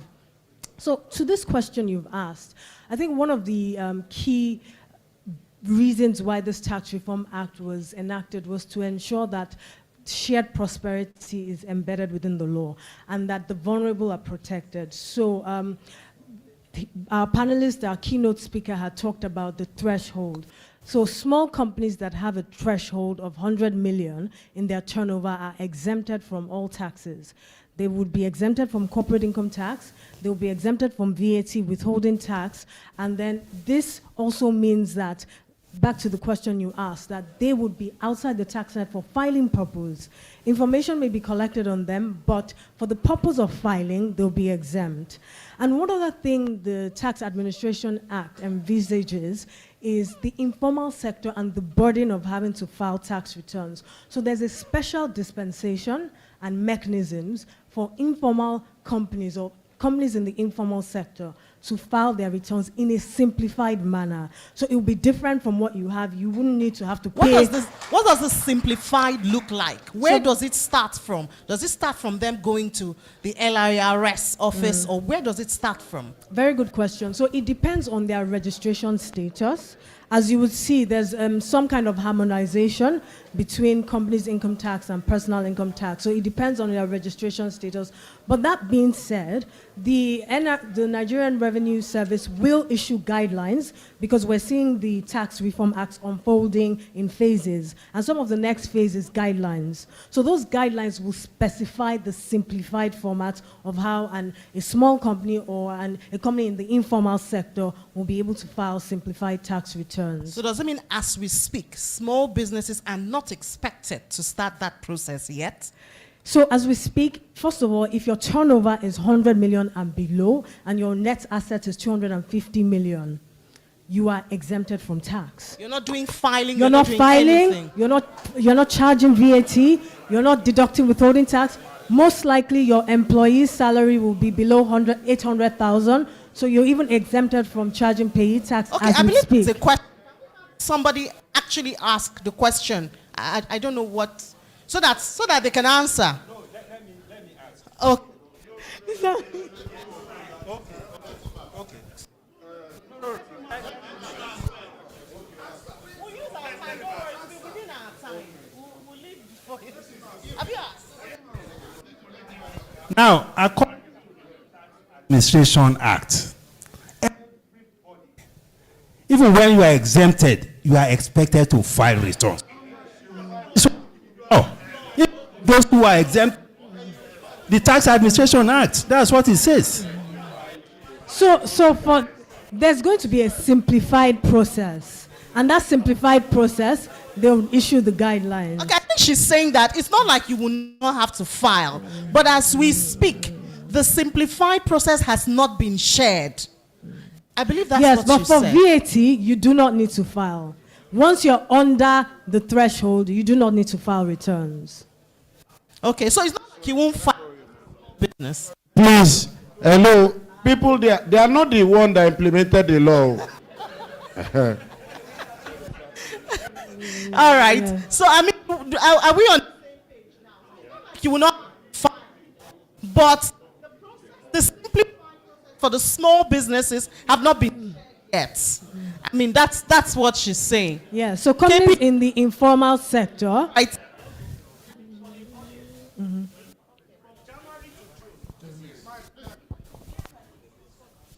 know, this is for the audience and as a tax consultant. From January to June, your turnover is less than 50 million. You've not been filing. Like I mentioned, the law somewhere says 50 million, in another part says 100 million. So sorry, I wanted that. Because I spoke to Mr. Oyedele about that, and he told me 100 million. That's just what I wanted to say.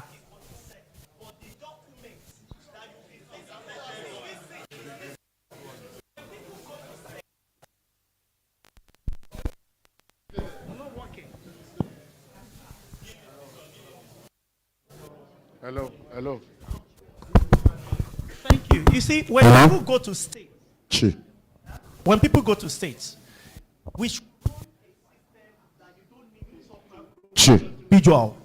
We should run a system that you don't need to talk to an individual before the policy is implemented. I'm saying that the provision, part of the provision in the act, somewhere is 50, somewhere is 100. yeah, I'm going somewhere, man. If you do, that's the challenge, but I will not talk about that. I will not talk about that. Now, if you do a turnover, let's assume 100. If you do a turnover of less than 50 million, and you know that last year you didn't do up to 100 million, and you do 50 million, and you have not been filing anything, by November, you just got some inflow that took you to 100 million, let's say 102. The question will be, would you now tell tax authority that you have not been filing, no? Because it's only in November that the inflow came. I hope you understand the scenario. Because you cannot predict as to when your inflow will go above 100. And once you're above 100, you are expected to file returns and even declare, to remit the withholding tax for the businesses. So if you were to advise clients, would you tell them that don't file at all? And when that happens, how will they defend it? Thank you. okay, thank you for that. So there are two issues. The first issue you brought up is the discrepancy between the 50 million and the 100 million. You are indeed correct. So we had a version of the Gazette where in the Tax Administration Act you had 50 million, in the Tax Act you had 100 million. Then another Gazette, which was the harmonized version that was then signed by the president, then has the 100 million. Intention, which was the harmonized version, was the 100 million. So that 100 million is what has been taken as the threshold. Now, while the law has exempted you from filing VAT returns, there's still a voluntary compulsion that you can do. If you decide, like the scenario that you mentioned, that you want to file, or if you have the inclination that I am going to reach 100 million, then by all means you can proceed to file, because you have that option to file as well. All right, so I think we need to move on because Mr. Adeyinka is on me. Just to remind me. Is it on? Okay, yeah, it's good. So I want to start with the manufacturers. The manufacturers are the engine room of the country, and yet it seems like the whole burden ends on you. I want to know if it's 9 days. I don't know if it's too soon to ask. I mean, the topic talks about, the emerging challenges and, the early stage and all of that. Have you started seeing this? How is it affecting you? What are your expectations to all of this? So thank you very much. I think the tax is well-intentioned. I don't think there should be any debate about that. Many of our tax laws date back to pre-independence. and I can tell you they have been unhelpful. My background in manufacturing, there is no manufacturer in Nigeria that is paying less than 63 taxes a year. It ranges between 63 to 120 in some states. So this tax law is a blessing to us because it brings it less than 10, and you can predict. One of the most terrible things for a manufacturer is to be unpredictable. The exchange rate now is hovering between 1,400 to 1,500. It's high, but because we can predict, we can plan, we can project, you know, and you can calculate your loss, you can expand, you can scale, you can introduce new brands. So, but new tax has guaranteed that.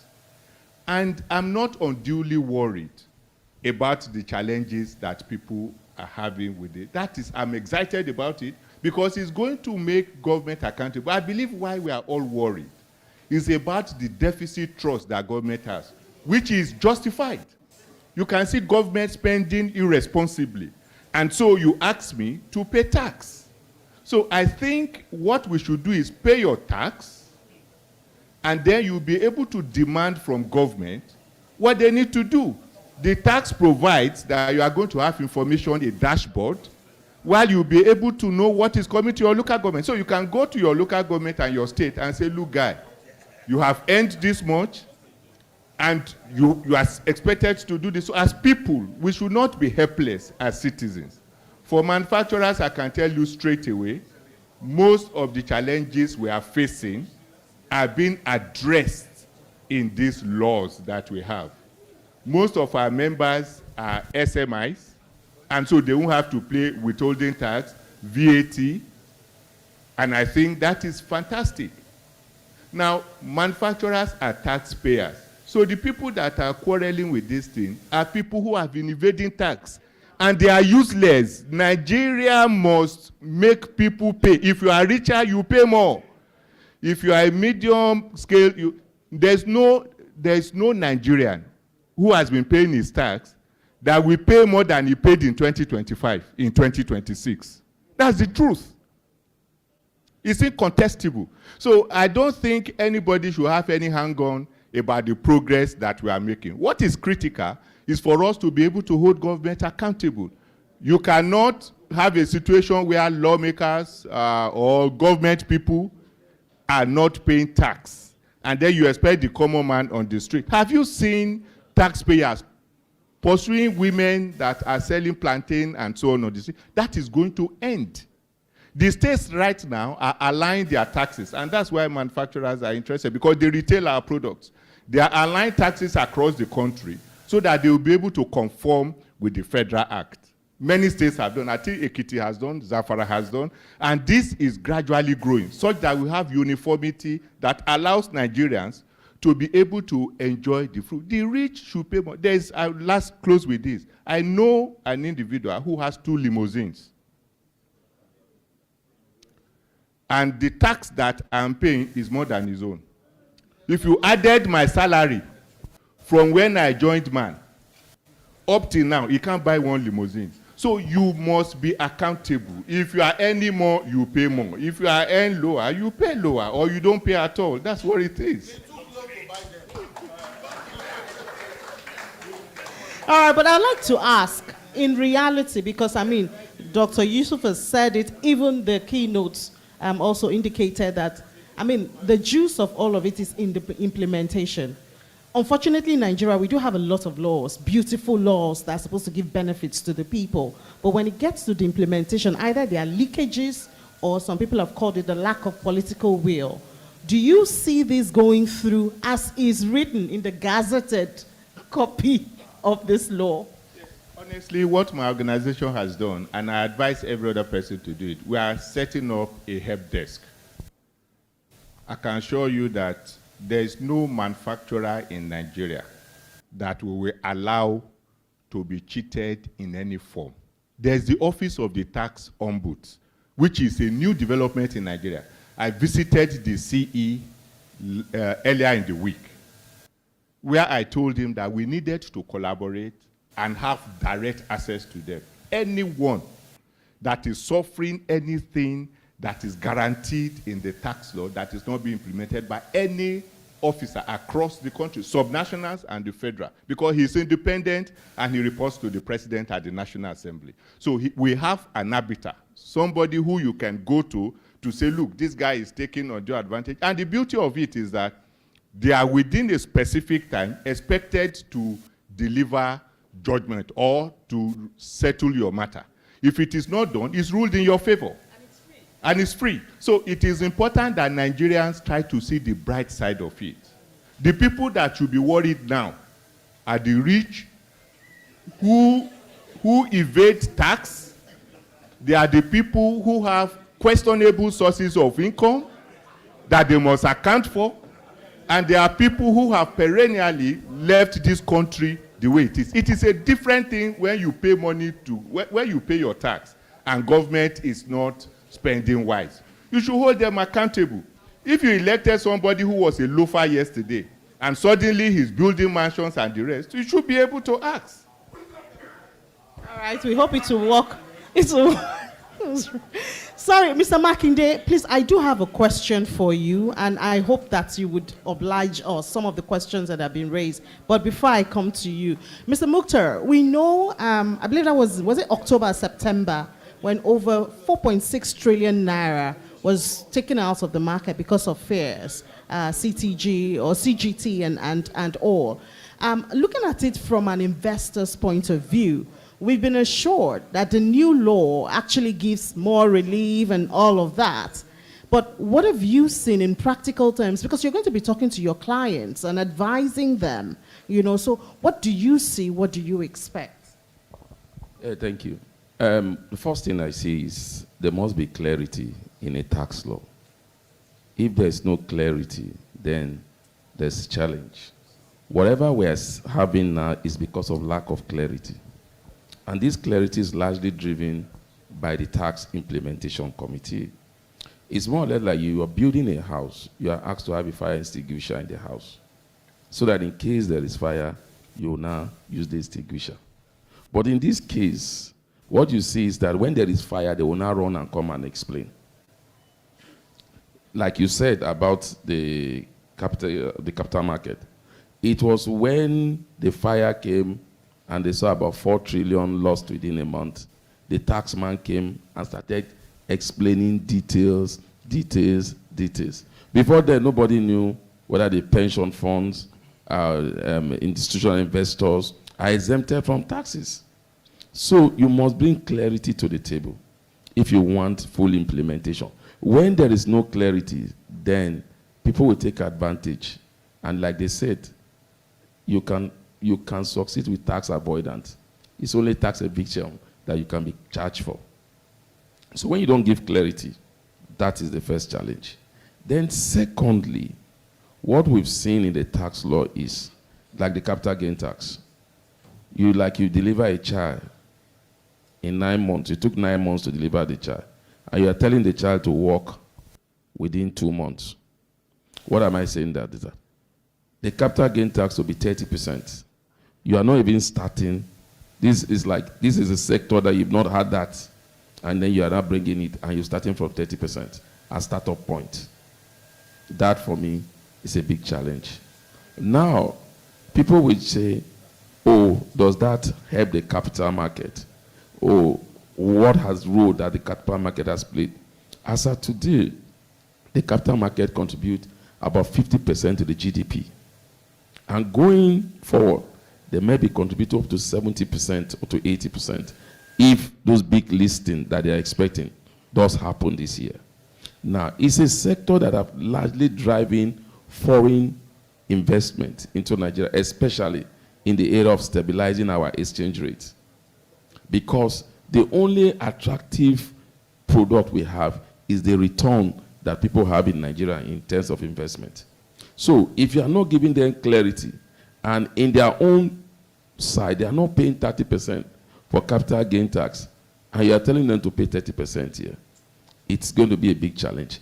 And if you look at the numbers, you can see a lot of these investors are leaving based on the data from and some of them are sitting on the fence. There must be clarity. tax in itself should not be taught only towards revenue. Because what I'm seeing from the tax law is revenue, revenue, revenue. That's what they keep telling us. Tax should be used to grow the economy. If I am an investor, how are you giving me value to want to stay more in your economy? Now, in developed economics in the world, if you hold a particular investment for a particular time frame, you are exempted from a tax, a certain percentage of tax. There's no clarity on that. I give up. This year, you said, let me say, I invested at the 1st of January at 1 naira. And at the 31st of January, I did not sell. And that stock is 10 naira. Are you going to tell me that in 2027, you are now going to backdate the one I didn't sell and say, okay, this 2027, if you sell, I'll start calculating from that 10 naira, the 1 naira that you bought it. So there must be a lot of clarity so that investors can now begin to look at the tax law and begin to see. There is a lot of value in it, I agree. If you're a retail investor, 150 million, you are exempted from the tax law. But we need clarity. The minister came and said, I've heard you. Till today, we are still waiting for clarity on I've heard you.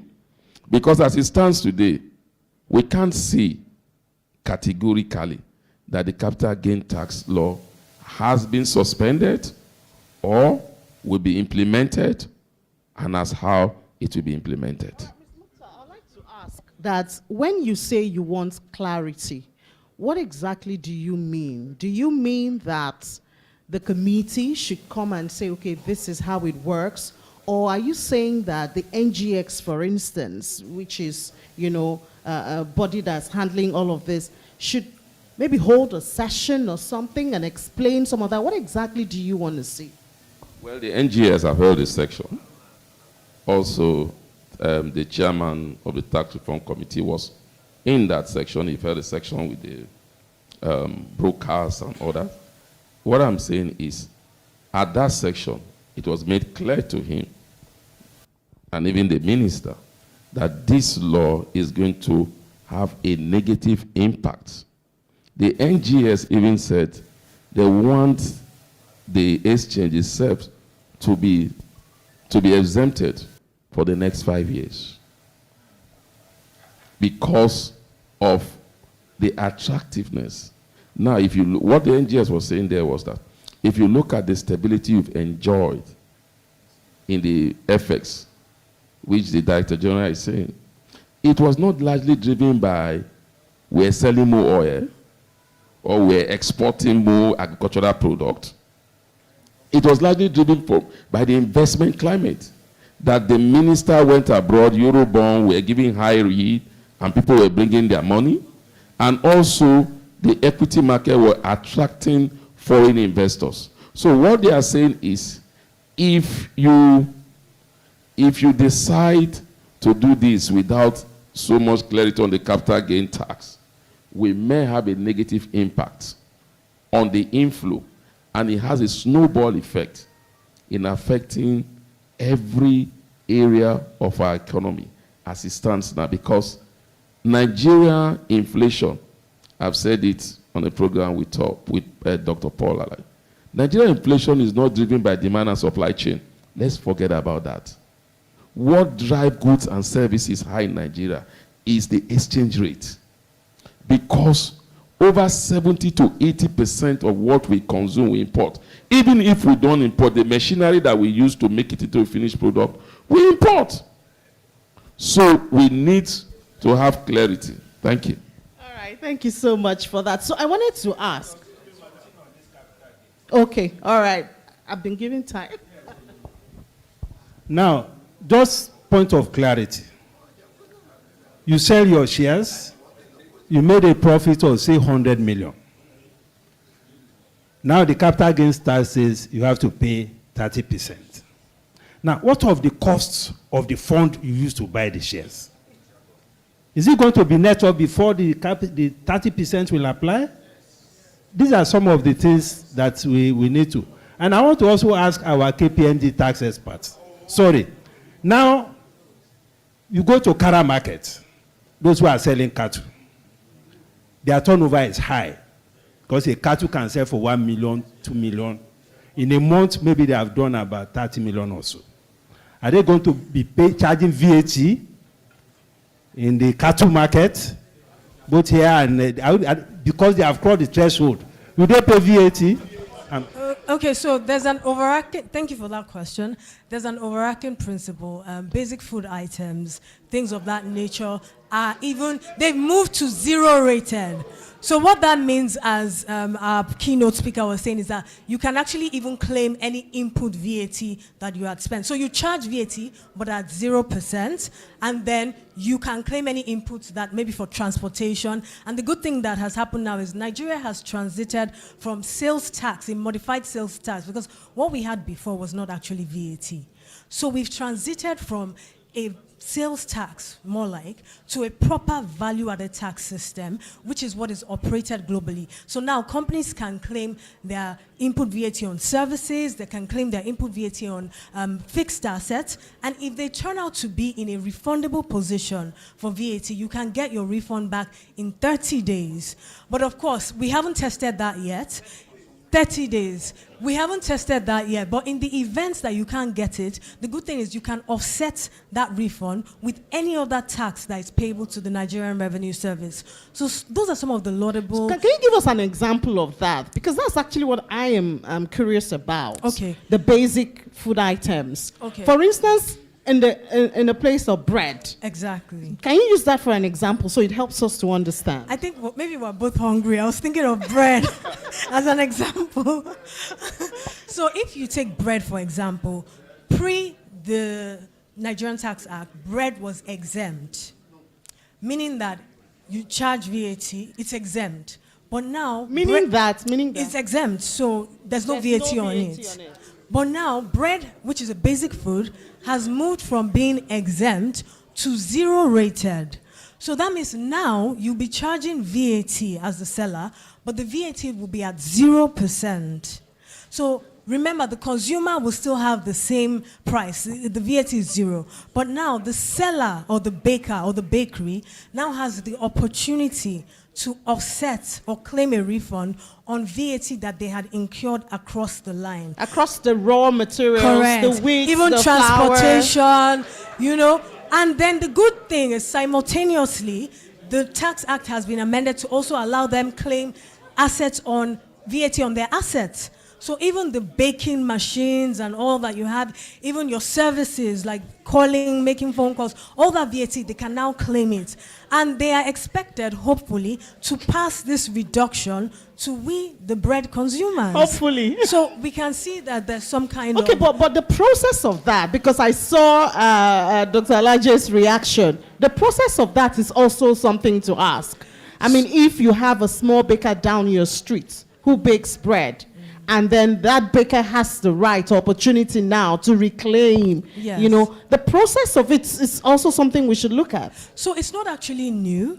What we had pre-January 2026, manufacturers, bakers, they could claim their input VAT using the existing But were system. they claiming it? Yes, and they were getting it? Oh, of course, because they were netting it off. But it was only netting it. Correct. But it was only restricted to your stock in trade and items that formed your raw materials. It wasn't expanded to services or fixed assets. So now it has been expanded, and now we have a proper VAT system. Is it for small businesses or all businesses? Everybody that is filing. Okay. So far, you're charging output VAT. Okay. So you have to be charging your output VAT to be able to claim input all right, VAT. Mr. Muktar.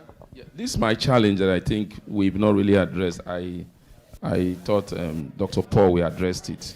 One of those challenges is local government and state government. If you look at their internal generated revenue, it thrives on fees and levies. Now you are telling a state like Sokoto State that have not been able to generate so much in internal generated revenue. You are not saying that levy they used to collect from that Mishai that they shouldn't collect it again. That is what we are telling them. But how implementable it is. I give a state like Lagos State. It started from January 1st. But today on the street of Lagos, I see sit out harassing those guys that are doing dispatch rider, collecting levies from them. Yeah. Yes, it's happening. So what I'm saying is, if you are demonizing it, you also need to let people know that you are ready to implement it. Because like Paul Alaje said, they are not active actors. They drive the NUW, National Union of Road Transport Workers, that are stopping buses at Ojuelegba. They are still collecting their levies. So I know, and Lagos State had summits recently. The governor was there, and I had the opportunity to ask him this same question, because of course we know it is a Lagos thing, you know. And okay, sorry, I'm sorry. Okay, I apologize because I live in Lagos. Pity my. All right, so he promised, because right there we had a lot of local government chairmen in that meeting, and he said the way that Lagos State is going is to work with the local governments. And that's what the governor himself told me. Now, of course, saying is one thing, actually getting it done.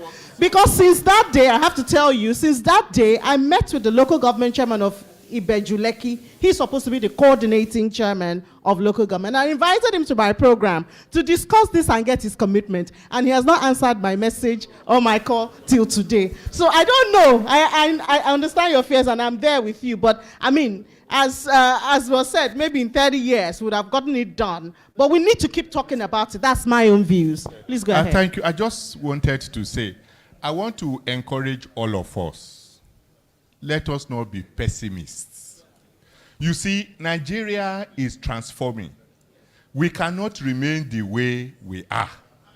This is not working. The elite has held the country hostage. There is time for everything.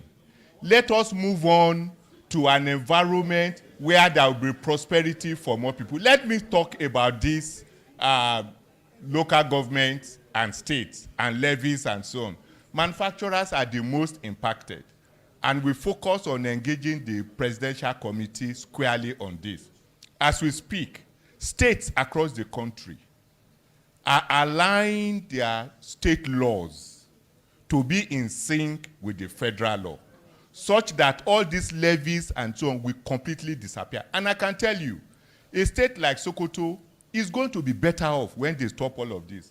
Because look at, and the lead speaker said it, deconstruct the composition of federal earnings as we used to know it. All right, all right. Only 10% is going to the federal government. 90% is going to the state and the subnationals. All so right. they will be more than compensated for the losses of pursuing Messiah and the rest. Okay. All right. I can see you, but please, sir, we need you to help us clarify this issue of when I transfer money or I get money, Okay, all right. You know, at what point do you become interested, or what should I be doing if somebody dashes me, if our chief here decides to dash me 10 million naira now? You know, do you as a bank look at the narrative and decide on what to do, or just help us understand exactly, you know, what happens at that point, please? Okay. I'll let you sit. I'll let us sit. We'll go to question and answer session now. So I'll take that as the second question. I have 1, 2, I think I have 12 questions. So we have 13 questions. Bread seller, they say you are not important in this economy. Oh yeah, bring your paper. So the first question here scares me. And I guess people who are concerned will be answering them. I'll be mentioning the name of people that wrote the question, because I don't want trouble before my wife thinks I'm the one that wrote this first question. I will mention name. How will Ron's girls, whose earnings is not new, should I mention name? Odra Augustine Ishi Clemon. Please stand up, let them see you. Because I don't know how you know what they charge. So, tax experts, how will Ron's girls, whose earnings run into millions of naira, be taxed? Then, secondly, how do you, now this is what I want to do. I'll do about 5 questions. I'll hand over the mic to you. Okay. This one is not directed to anybody because there's no Ron's girls here. So, then secondly, how do you hold government accountable in a society where impunity is the rule rather than the exception? I think Oga has answered that already. Secondly, shall I proceed, ma'ams? Where and how can I claim that, get a tax consultant, my friend, that's reclaimable? How and where can the baker get his reclaimable? Thirdly, pastors will not like this. For religious organizations, will our offerings be taxed? So that's 3. Question: if we run an agro-allied cooperative which deals strictly in basic food supply with exemptions, do we still have to pay tax? That's number 4. Number 5. This question goes to, Dr. Paul Alaje. Can you explain how an employee who has 2 residences in 2 states pay his tax, PIT? He resides in 1 state during the week where he has a wife, and in another state where he has, for weekends, where I know his real family will be. So, we'll start with you, sir.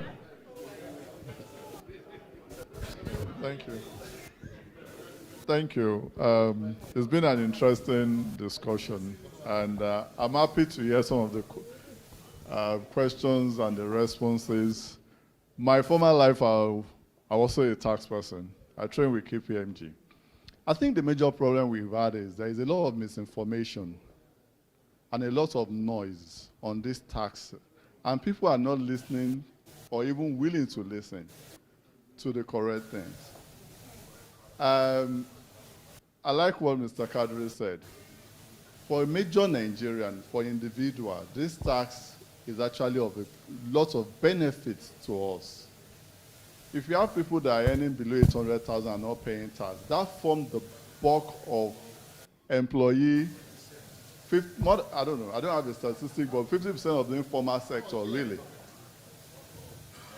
So, for the bank information, 1, bank are not tax authority. We are your banker, we relate with you. We are not required to deduct tax from your bank accounts. For a tax authority to even ask the bank to debit your account for any taxes, there is a need to get a court order. Without a court order, no bank will debit your account for any taxes. But on the bit of narration, I mean, if you are doing business with your account, even your accountant will need that narration to prepare your financial at the end of the year. It's not a tax conversation. It is important that you have proper narration for every transfer you do. Even for you to do proper financial planning, to know, okay, where you spent your money, what did I do with this money? It's good for you to do that for your transfers, right? The bank are not required to deduct taxes from you. Your narration is important for anything you want to do. Is there anything else that I have not covered? I think that's basically it. Thank you.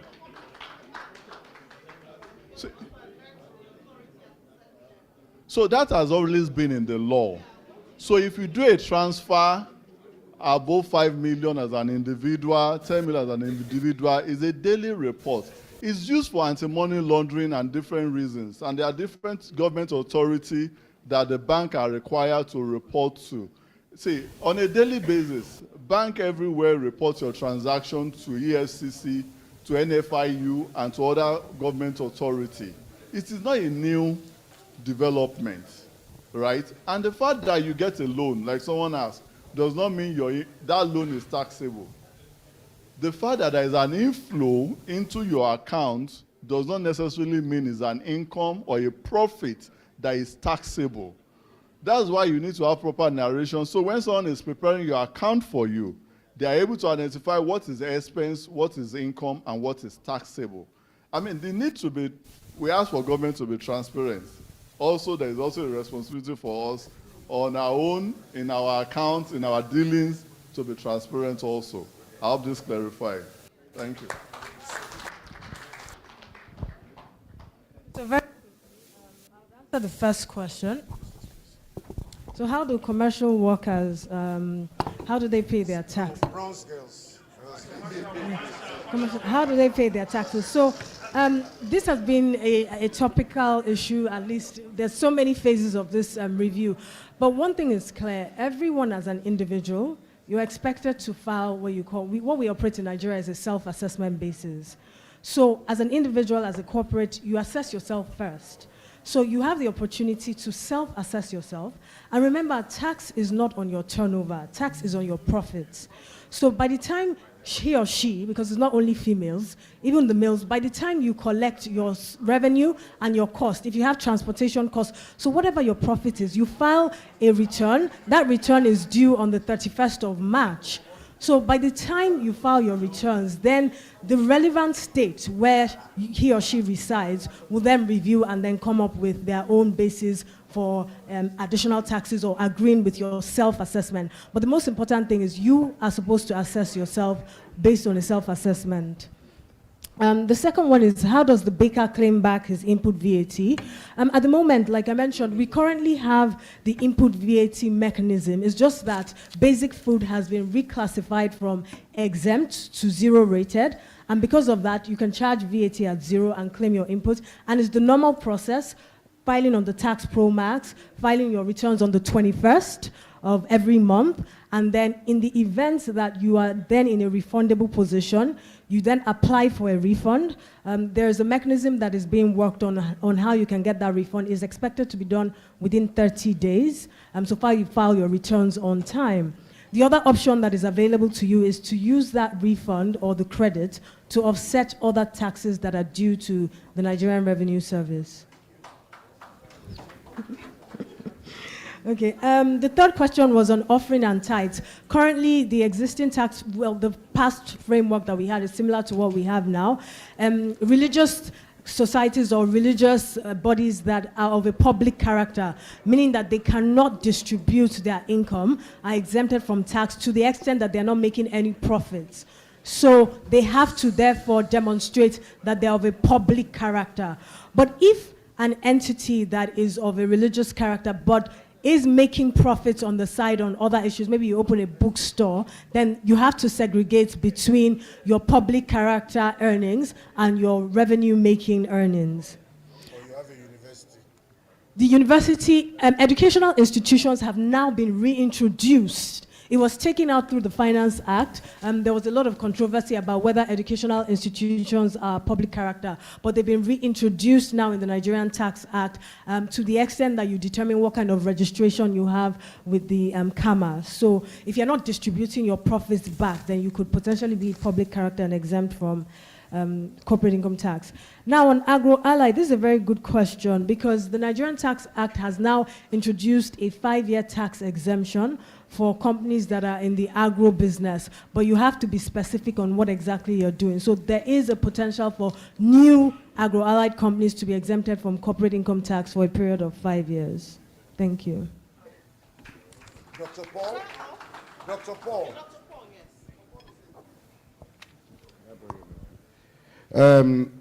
You have the question. The person who lives in 2 different states. Where Okay, for someone who lives in different states, he has a chance of choosing from state A or state B. But if I were to advise, you mentioned in your narration that the other state is where his real family lives. To me, that is where he lives. That is doing side runs in state A, according to you, does not, according to his narration, does not necessarily mean that's where he lives. But be it as it may, for your tax planning, you need to consider the 2 states. What makes you, how can you prove? Because when you call it state of residence, we also, taxman may also need your rent receipts to prove that this is where you live. Remember that there are some waivers that you get relief, as it is called, from from where you live. So you can consider the 2 as to which one is it that you live. But for me, I would advise where your real family lives is where you live. That's my advice to the person. Doctor, that question that needs your attention. We're done with the first set. Okay.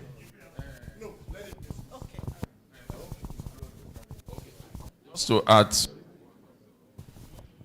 hello. Okay, just to add to what Dr. Paul said, you know, if you look at that, also you need to look at which one favors you.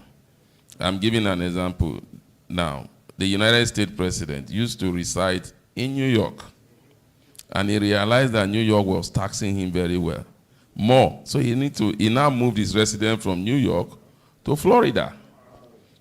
So now he says his resident is now Florida because Florida tax law was more friendly to him. So you need to also look at where you are going to, because we are coming to an era whereby what we see happen, especially when we visit these foreign countries, is going to happen here. And you know, with Nigeria, like a friend of mine will always say, it will happen with impunity, whether we like it or not. Because when I go to the US, this is what that friend of mine does. When I call him, I said, I am in the US. He will say, welcome to civilization. But when he comes to Nigeria and he will come here and he said, I am in your place where anything goes.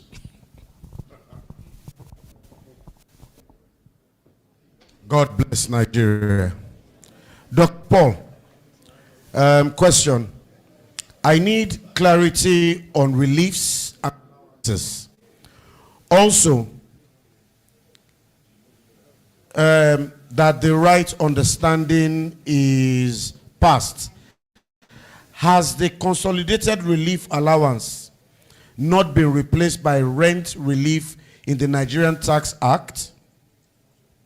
Then, for the purpose of the PIT, panelists, is the new tax board to be applied retroactively? Do you have it? I'll just read 5. Please, I'll read 5. The new tax, I think this is banned. It should be banned. Banned. Is it to be applied retroactively? No. Okay. Samuel. Oh, no need for name. What is the hope, and this is very good, of business name in this tax act of 2025? You get it? Yes. Other ventures or limited. So That's two. If you have multiple companies with different bank accounts, will the profit for each company be taxed separately, knowing that the BVN is the same across the banks, or will the profit be accumulated together for tax purposes, especially in hitting the 100 million mark? You get? So that's 3. What happens when you work with an organization and they deduct your tax, but I think this person wants to say, but fails to remit? What happens to the individual in the organization, and what do you suggest they do? Resign, you will go to jail. Then number 5, kindly please give us a template of pay as you earn calculation for an employee that earns 100K monthly, considering all reliefs. Okay. Okay, so maybe I would start. First of all, clarity on withholding tax and where people live. So if you give your bank, say, fixed deposits, maybe 10 million, 1 million, as the case may be, the bank will charge when they pay you returns on such investment. Maybe it could be T-bills, bond, or whatever it is. The bank remits part of withholding tax of your gain is remitted. Now the question is, who gets the remittance? You know, the withholding tax is supposed to be tax credits to you. Now, who gets the remittance? If you choose a state, if you choose some states, it's a benefit to that state in a way, because that is the state you are paying your taxes to. And I recall that 2 states in the north, this governor, I think that the person is no longer a governor now. He started an advocacy where he calls for investment summit and called all the big boys in the state and told the big boys that, please, even though you are not living in this state, can you tell your registrar that when you do your investment, that your state, your address has changed from Abuja and Lagos to that particular state? And do you know that that actually gave the states some very huge amount of money by just changing where they claim they live? Because the withholding tax actually goes to that. But that also means that that is where your taxes will go, because you can use your withholding tax to reduce your tax burden at the end of the day. Now, talking about the relief, there has been consolidated. The new tax law has reduced all of those to a certain amount. I think not more than 500,000 naira on accommodation. It has done that for under the new tax law. And I also think that talking about the relief, because of time, if the person meet me, I can share that part with the person so that it's important. I think one other question saying the panelists are to answer. The only other one I may answer is the last question. 1 minute. Okay, the person here talks about if he has multiple companies, whether the multiple companies, the profit are to be consolidated. And it depends on you. Do you want to say you are consolidating your company? Is it a group? If it's not a group, individual company. So Paul Nigeria Limited is different from Alaje Nigeria Limited, even though I use my BVN. Yes, that's where I'm going. It's the same BVN, because in law, they are legal entities. Paul Nigeria Limited can sue Alaje Nigeria Limited, and both of them or any of them can sue Paul Alaje, because they are legal entities. They are not the same. So if you have multiple companies and you are running multiple companies, you should also be aware that there are some statutory costs for each of the companies. You cannot say because you want to you don't want to consolidate them, when it comes to costs, you are looking for ways to consolidate them. So for statutory charges, you have to pay them individually because you have claimed they are individual companies, as the case may be. Thank you so very much. Thank you. No, let him have. Sorry, sir. You know there is the minimum threshold. And I just want to be straightforward, practical. So I, decide to form Kingsley Company, James Company, my wife, all of us decided to form different companies with the intention to beat the minimum threshold so that all our revenues put together will then be lesser than the 100 million. I think the question is woven in a manner that I want to know, if I do that, will it mean that somebody using the BVN for all of them would then say, no, you are 1 billion, even though you are 800,000 naira each, right? You are 1 billion, so you are above the threshold, so pay the usual tax. Or would they then say, no, they are distinct companies. Even though you have the same BVN, you are now below the threshold, and then you want to pay. I will allow the panelists, let me respond so that the panelists will also mention that. To my mind, they are individual companies. They are separate entities. But you see, when you say you are running oil and gas, and another one is real estate, because taxman is very wise, and you receive revenue for oil and gas for 3-bedroom flats, then we know that you are evading taxes. You are not doing it for that purpose. So because the purpose of the things you can do in your company are stated in what do we call it now? In your main mat, they are in your main mat. So it's stated there. We will know what exactly you are doing with the business. So, but somebody who does 1 billion turnover, that means you will now register 10 companies. What about the stress? What about the headaches? What about the... So the tax man will find out at the end of the day. You leave that one. Tell us if we can escape it. Don't worry. Okay. Hello. That stress will not be needed because you can't really share your BVNs. The BVN is an identification for one company. Now, the essence of this tax act is to harmonize. So as you produce your BVN, immediately it shows you the company that has this BVN, and that BVN is attached to that company. So every account that company has will be linked to that BVN, and the FRS, or the NRS, can then compare the turnover that is attached to the BVN. Even if you have accounts across all the banks in Nigeria, it is only attached to one BVN. So there's no way you can share it and then say you want to try and make up the 100 million. One BVN for the company, and all your accounts will be linked to that BVN. If I have 5 companies, You can't share BVNs. No, I use one BVN. As an individual. Yes, for 3 companies. Okay. We shall. I want to go and pray. Okay. So, sorry, madam. Here is the question.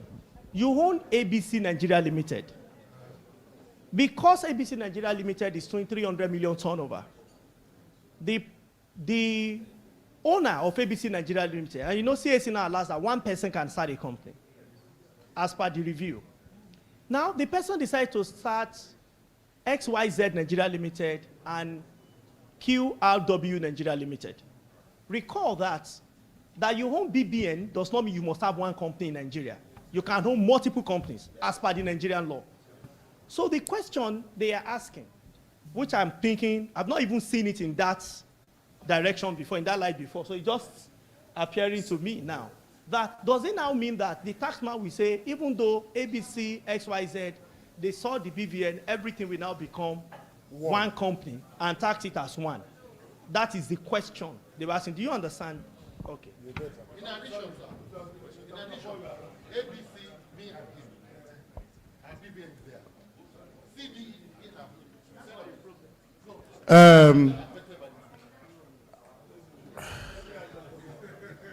Dr. Paul, the way you are describing it is like consolidated account is not allowed in Nigeria. And it's allowed.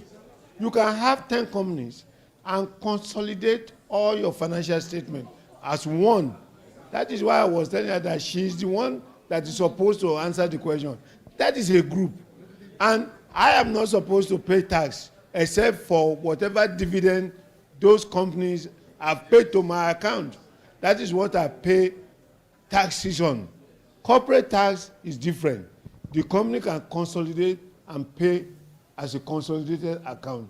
The way you are describing is that we are going to pay this and pay this and pay. No. Me, I want the expert to answer so that.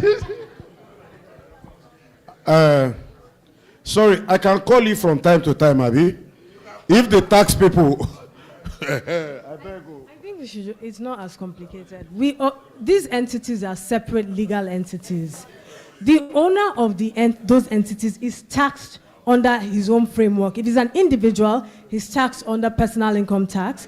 If these entities are corporates, which they are, they'll be taxed on their own merits individually as separate companies. It doesn't matter. They will pay their own separate taxes. So I think what they're asking is this: there's a threshold. So I want A, and there I make 100 million. I have 50 million. In my second, 60 million. In my other company is 30. When they want to look at me through the eye of the tax authority, will they combine all of them to say, so now you have treat me as separate. This one you're not paying here. This one you're not paying here. This one you're not. The issue is, I think the main issue is the BVN, right? If you're using the same BVN and that BVN is attached to the same companies, then you might be exposed, because the BVN is an identification and you're using exactly the same BVN, which is your identification, because now the tax ID is saying that you need to register either using your NIN or using your tax identification number. So there has to be further review to say, do you have separate tax identification numbers? Are you separate entities, or are you trying to circumvent the process and it's exactly the same companies with different names? So those are the veils that will be unfolded once the review is done. So once the BBN has combined three of them and I go beyond the threshold to pay. You could be exposed. So the BVN. Look, this is what I talk about. Law must on clarity. I was telling Dr. Paul Alaje that social media influencers are even doing more work to educate the people more than the tax people, and wrongly. Because when you talk about narration, because you put school fees, doesn't mean the tax authority will agree that it's school fees. You still have to defend it that it's really school fees. So all these things, the low income earner, I was listening to a program, somebody that is not even making, he said, I'm making 10,000, they will now tax %. So there needs to be clarity on what is to be taxed. And I keep saying, because we are so much in a haste to make it happen, they passed this law early in the year. They did not enlighten a lot of Nigerians. I have not seen the National Rotation Agency going about to the market telling market women what to benefit. But they will be on DSTV telling us 7, but telling the people. So that's why I'm saying, now a question is asked. That's why I'm talking about intimidation. A question is asked. Every company is a separate entity.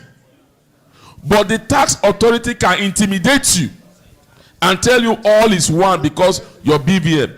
Another one, you want a tax pin. They legally, you cannot use my BVN as my tax listing. It must go through the constitution. My NIN, like what they are trying to say. The NIN was for a different purpose. For me to pay tax, I have to have a tax pin. You can't tell me overnight that my NIN now is now my tax number. Who does that? Sorry, please. Don't be annoyed, sir. Okay, I think he wants to clarify, yeah? Please, let me clarify. And let me start with the last comment. Your NI is not your tax ID. No, please. Is this misinformation that is creating problems? Your NIN is not your tax ID. But if you have a NIN, they will generate your tax ID. It's already automated. They have a database, they've done that. On the question, please. The answer to that question could be yes or no, depending on the structure for your business. If you say, oh, I start a company and I have 3, 4 companies, if they are business name are not different from you as an individual. So if you have business name, Abayomi, BN, you register it and co. Ventures, and you have 10 of it. With your BVN, is a single person. But if it's a limited liability company, legally, what you have created a legal person, which is separate from you as an individual. Your BVN at that point in time or your NI is irrelevant. The company will be taxed on its own. You as an individual will be taxed on its own. What the captain was structuring, that's a tax planning structure. Where he's creating company for himself, for his son, for his wife, just to be below the threshold. Please, if it's still a business name you are using, you will pay. But if it's a limited liability company, then you have done a proper tax planning. But you also have the administrative headache. But I can hear the people behind saying, leave that headache for us. Is it different from what he said, sir? I need to shut the event down at 3 o'clock. Okay. Thank you very much. I think, let me quickly buttress consolidated account and a group of company. We have Dangote as a company. So if Dangote can prepare a consolidated account, because he has a sugar, he has a cement, he has different kind of business that are group of company. But as an individual or as a CEO of a company that has 4 accounts, so far you didn't register as a group account, as a group of company, you can't do a consolidated account. So Dangote is in trouble, in short. Okay. So 4, I think we've done 2 questions. We have 3 more. Do you have them noted or you want me to? Okay. Very quickly, the retroactive application, that will not apply. So we have the doctrine of legitimate expectation.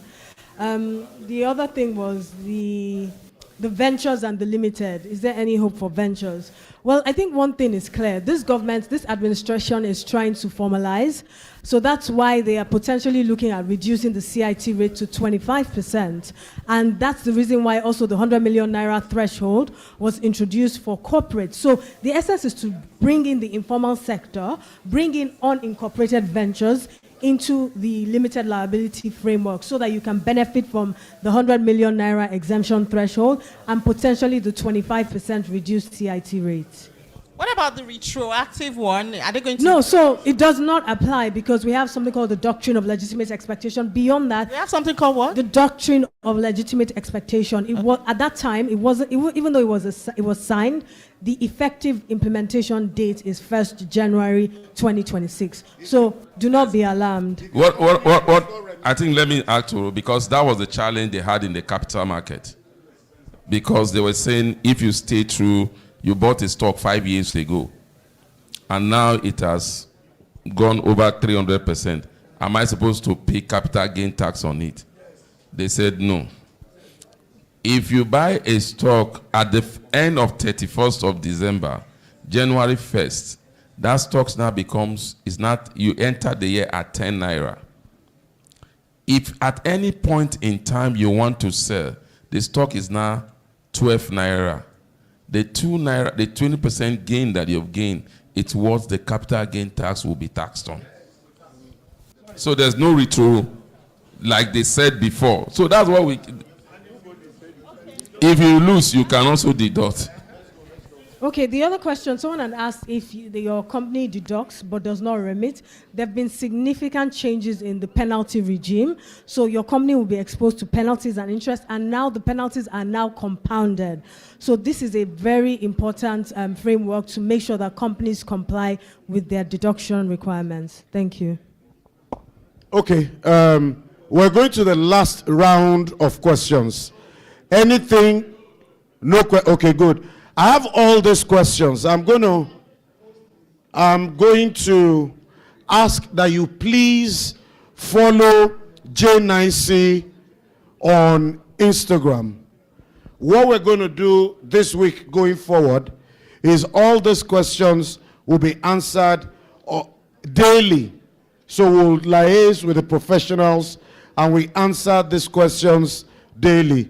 On behalf of all of you, by the powers vested in me as the MC of this event, I hereby hand over these questions to the captain and letting him know that we are not threatening him.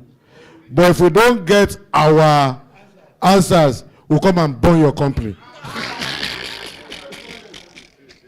Ladies and gentlemen, I would like to invite the captain and the chairman of the organizing committee to please come for a group picture with the panelists.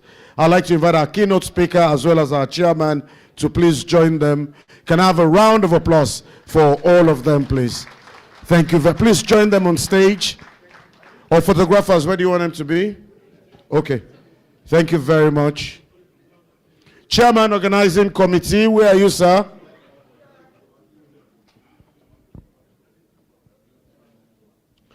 We're coasting home, and I promise you we'll be done by 3 o'clock, and we'll go for lunch. After this, we'll go to the anniversary cake, and I'll run through the list of members quickly. Anniversary cake. Photographers, are you done? Are you okay? You are not okay? Okay. A round of applause for our panelists, our chairman, and our keynoter. I hope that the tax consultant knows that she's in trouble, because anytime I have a tax issue, she's the one I'll be calling all the time.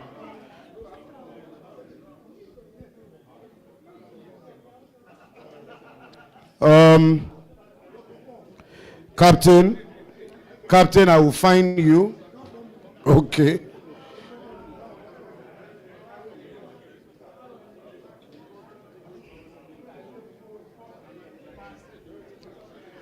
I'd like to invite all members of the January night collectives to please go to the cake.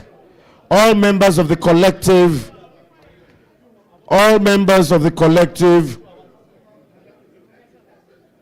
should please move to the cake. Thank you. Past captain, Captain Emeritus Percy Ademoko Seun Soyinka, past captain Wole Olagundoye, past captain Akin Adeoya.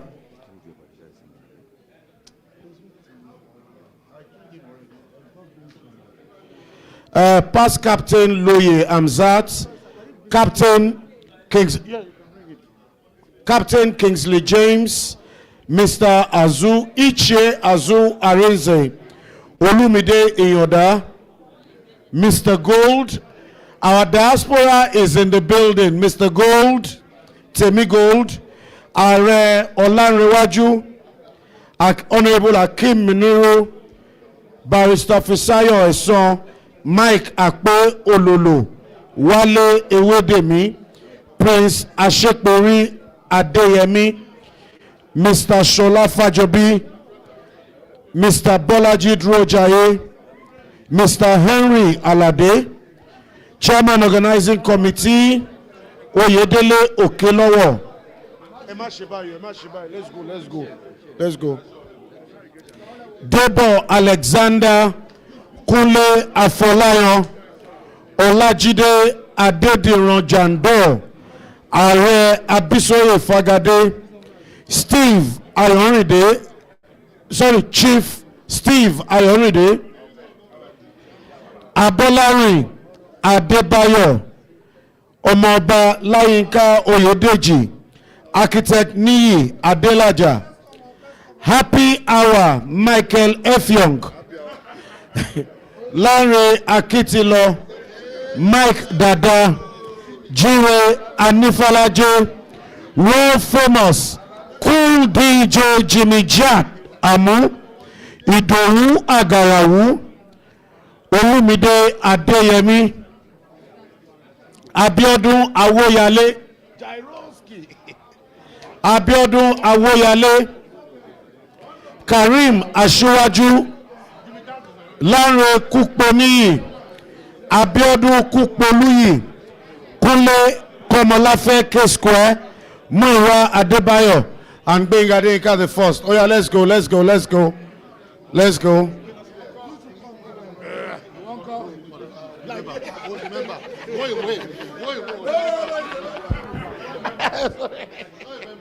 You see, all these bricklayers. Okay, so can we have a knife? No, no.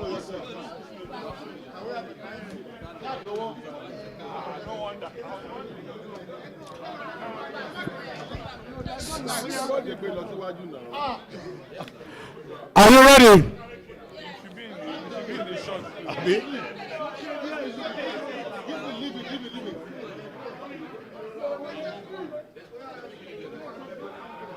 Are we ready? Are we ready? J after the collective, we cut it. Are you ready? J9 Collective. Happy birthday. Congratulations. Thank you very much. We now present plaques.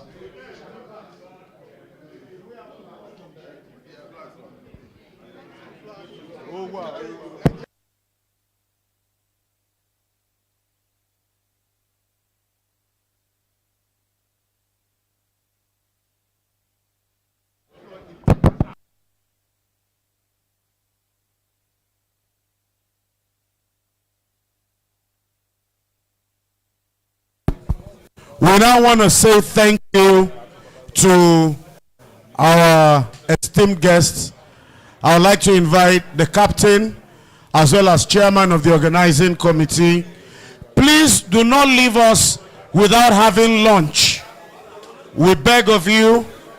It's not taxed. Please do not leave us without having lunch. Please. Captain, chairman organizing committee. Let me just invite them up.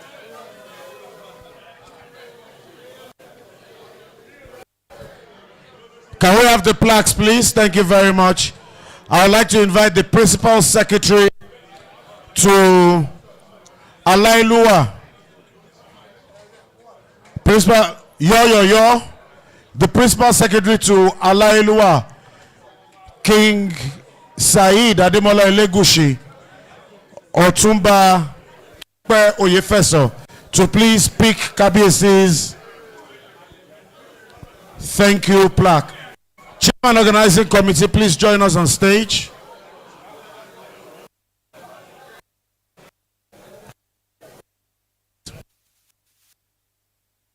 Whilst we're sorting that out, I would like to invite our captain to give the vote of thanks. Captain,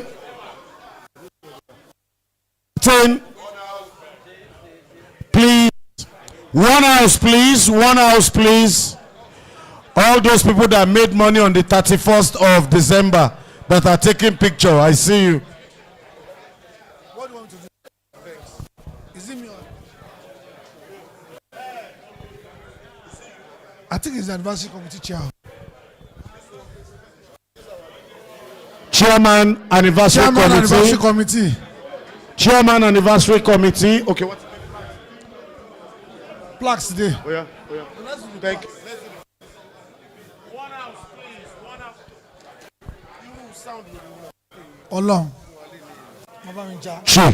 All right. What? Let me borrow the mic.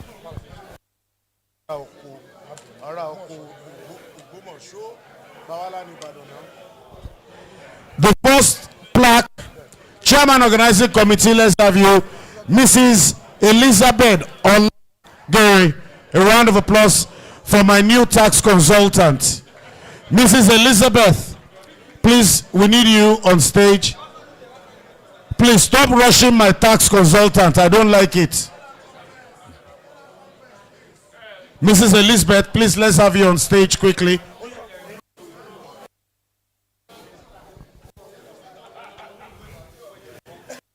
Please stop disturbing my tax consultant.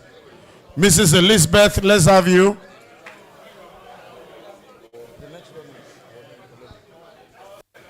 Thank you very much, my dear tax consultant. All the work you do for me will not be in vain. I will not go to jail. You will help me. God bless you. May you continue to smile. The next award, ladies and gentlemen, is for our chairman, Mr. Wole Adeniyi, CEO, Stanbic IBTC Bank, Africa.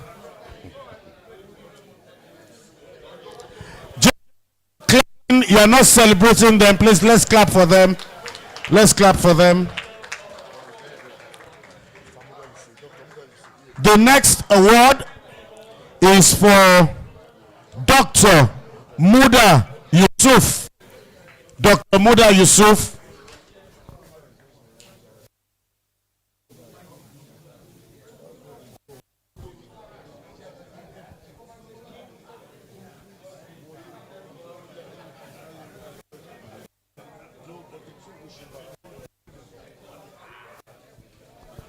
The next appreciation plaque is for the Director General of the Manufacturers Association of Mr. Segun Ajayi Kadir. Can I have a round of applause for Mr. Segun Ajayi Kadir? Dr. Segun Ajayi Kadir, please. The only one that has this thing twice. I hope he's not planning to open a shop. Congratulations and thank you for all your support always. Thank you. The next plaque is for the CEO of Finance with Muktar, Mr. Muktar Mohammed. Thank you, Mr. Muktar Mohammed. We appreciate you. Mr. Muktar Mohammed, thank you.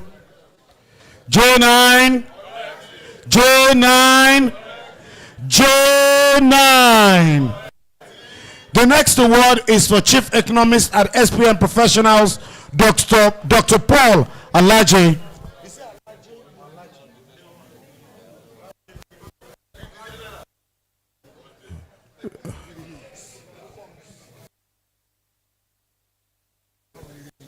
Dr. Alaje, Dr. Paul Alaje. Okay, it's coming. Dr. Paul Alaje, God bless you. Oshun Nibadeo. The next award is for our beautiful moderator, Miss Ini John Mekwa. Can I have a round of applause? J9, let's celebrate her.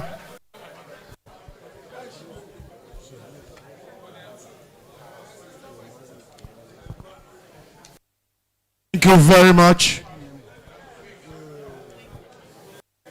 Mrs. Mekwa, God bless you. The next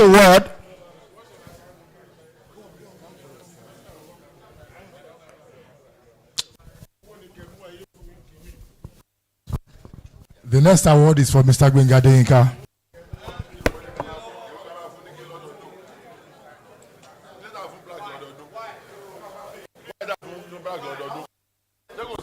This is coming with a cash reward, but because of the taxmen, I don't know what to. So we'll get gift is coming.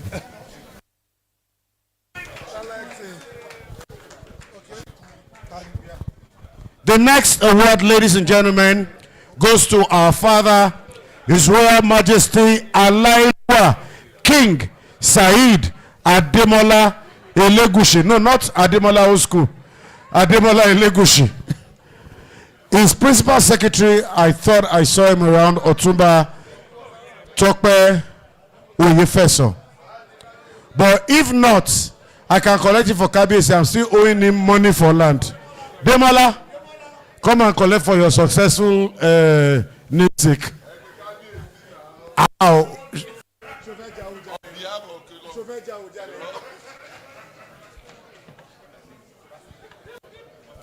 Thank you very much.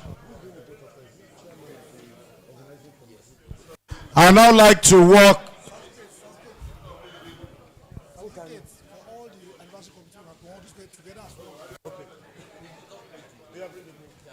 I'd like to invite the chairman of the organizing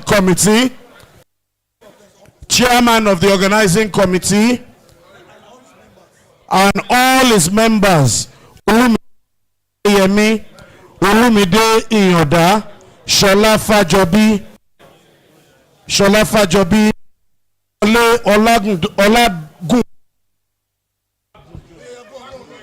Olagundoye, Lanre Akitilo, Debo Alexander, Bolaji Durojaye, kò náwó tí o ti make má lọ o, Adebayo Abolarin, and of course our chairman Oyedele Okelowo. Mr. Okelowo will say thank you. Please, sir. Mr. Okelowo will say thank you and give it to his committee.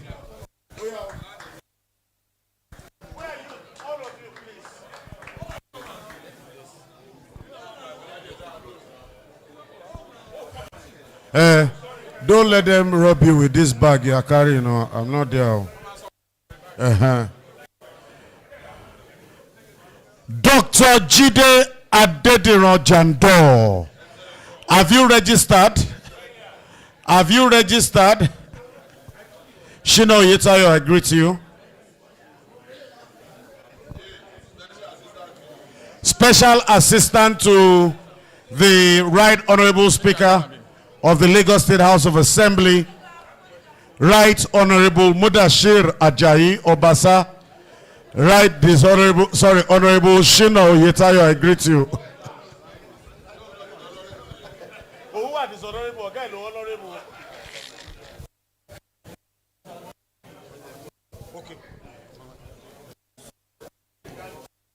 Ladies and gentlemen, please, we'll need you to please go back to your seats as the ushers are about to come to you table after table to let you know when it will be your turn to go for dinner or lunch or breakfast, as the case may be.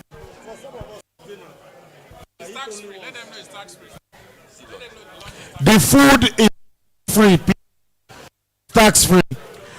Nothing goes best with food, music.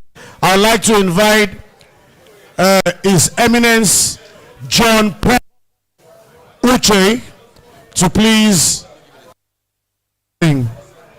His Eminence John Paul Uche.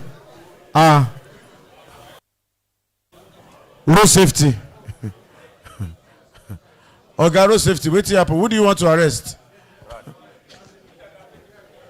John Paul Uche, can we have you, please? Please, let's go to our tables. Can come to you table after table. Thank you very much. God bless you.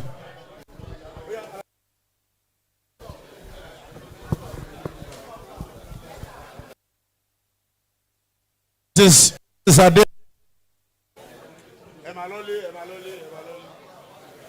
My friend is hungry. Go and cook for him. This is Adenuga.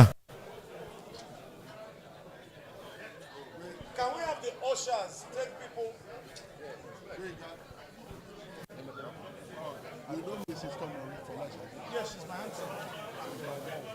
Irony. Nice to see you.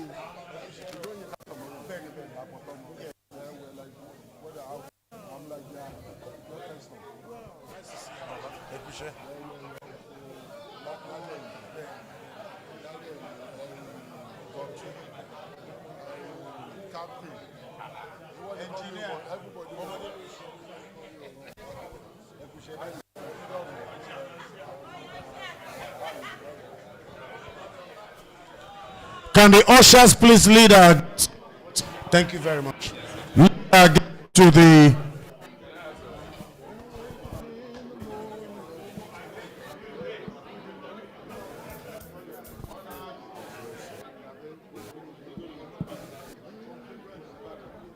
Hello. Well,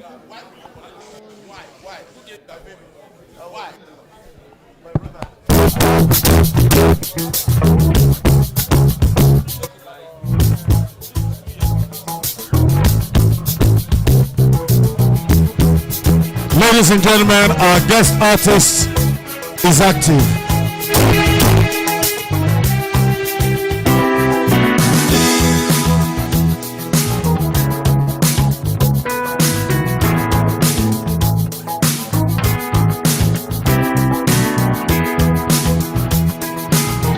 hey, hey. Hey, hey.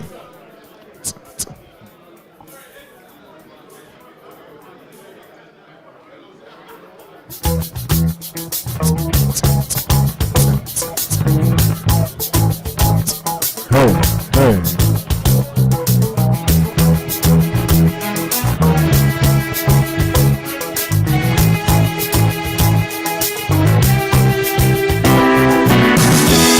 When I wake up in the morning, Lord, and the sun will get in my eyes, and something without warning, love, is heavy on my mind. Then when I look at you, and the world's all out with me, oh, just one look at you, and I know it's gonna be a lovely day.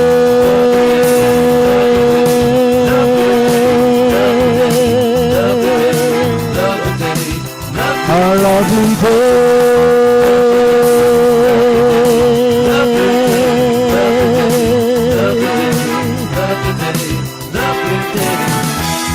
when the day that had the lies ahead seems impossible to face, when someone else instead of me always seems to know the way. Oh, when I look at you and the world's all out with me, oh, just one look at you, and I know it's gonna be a lovely day.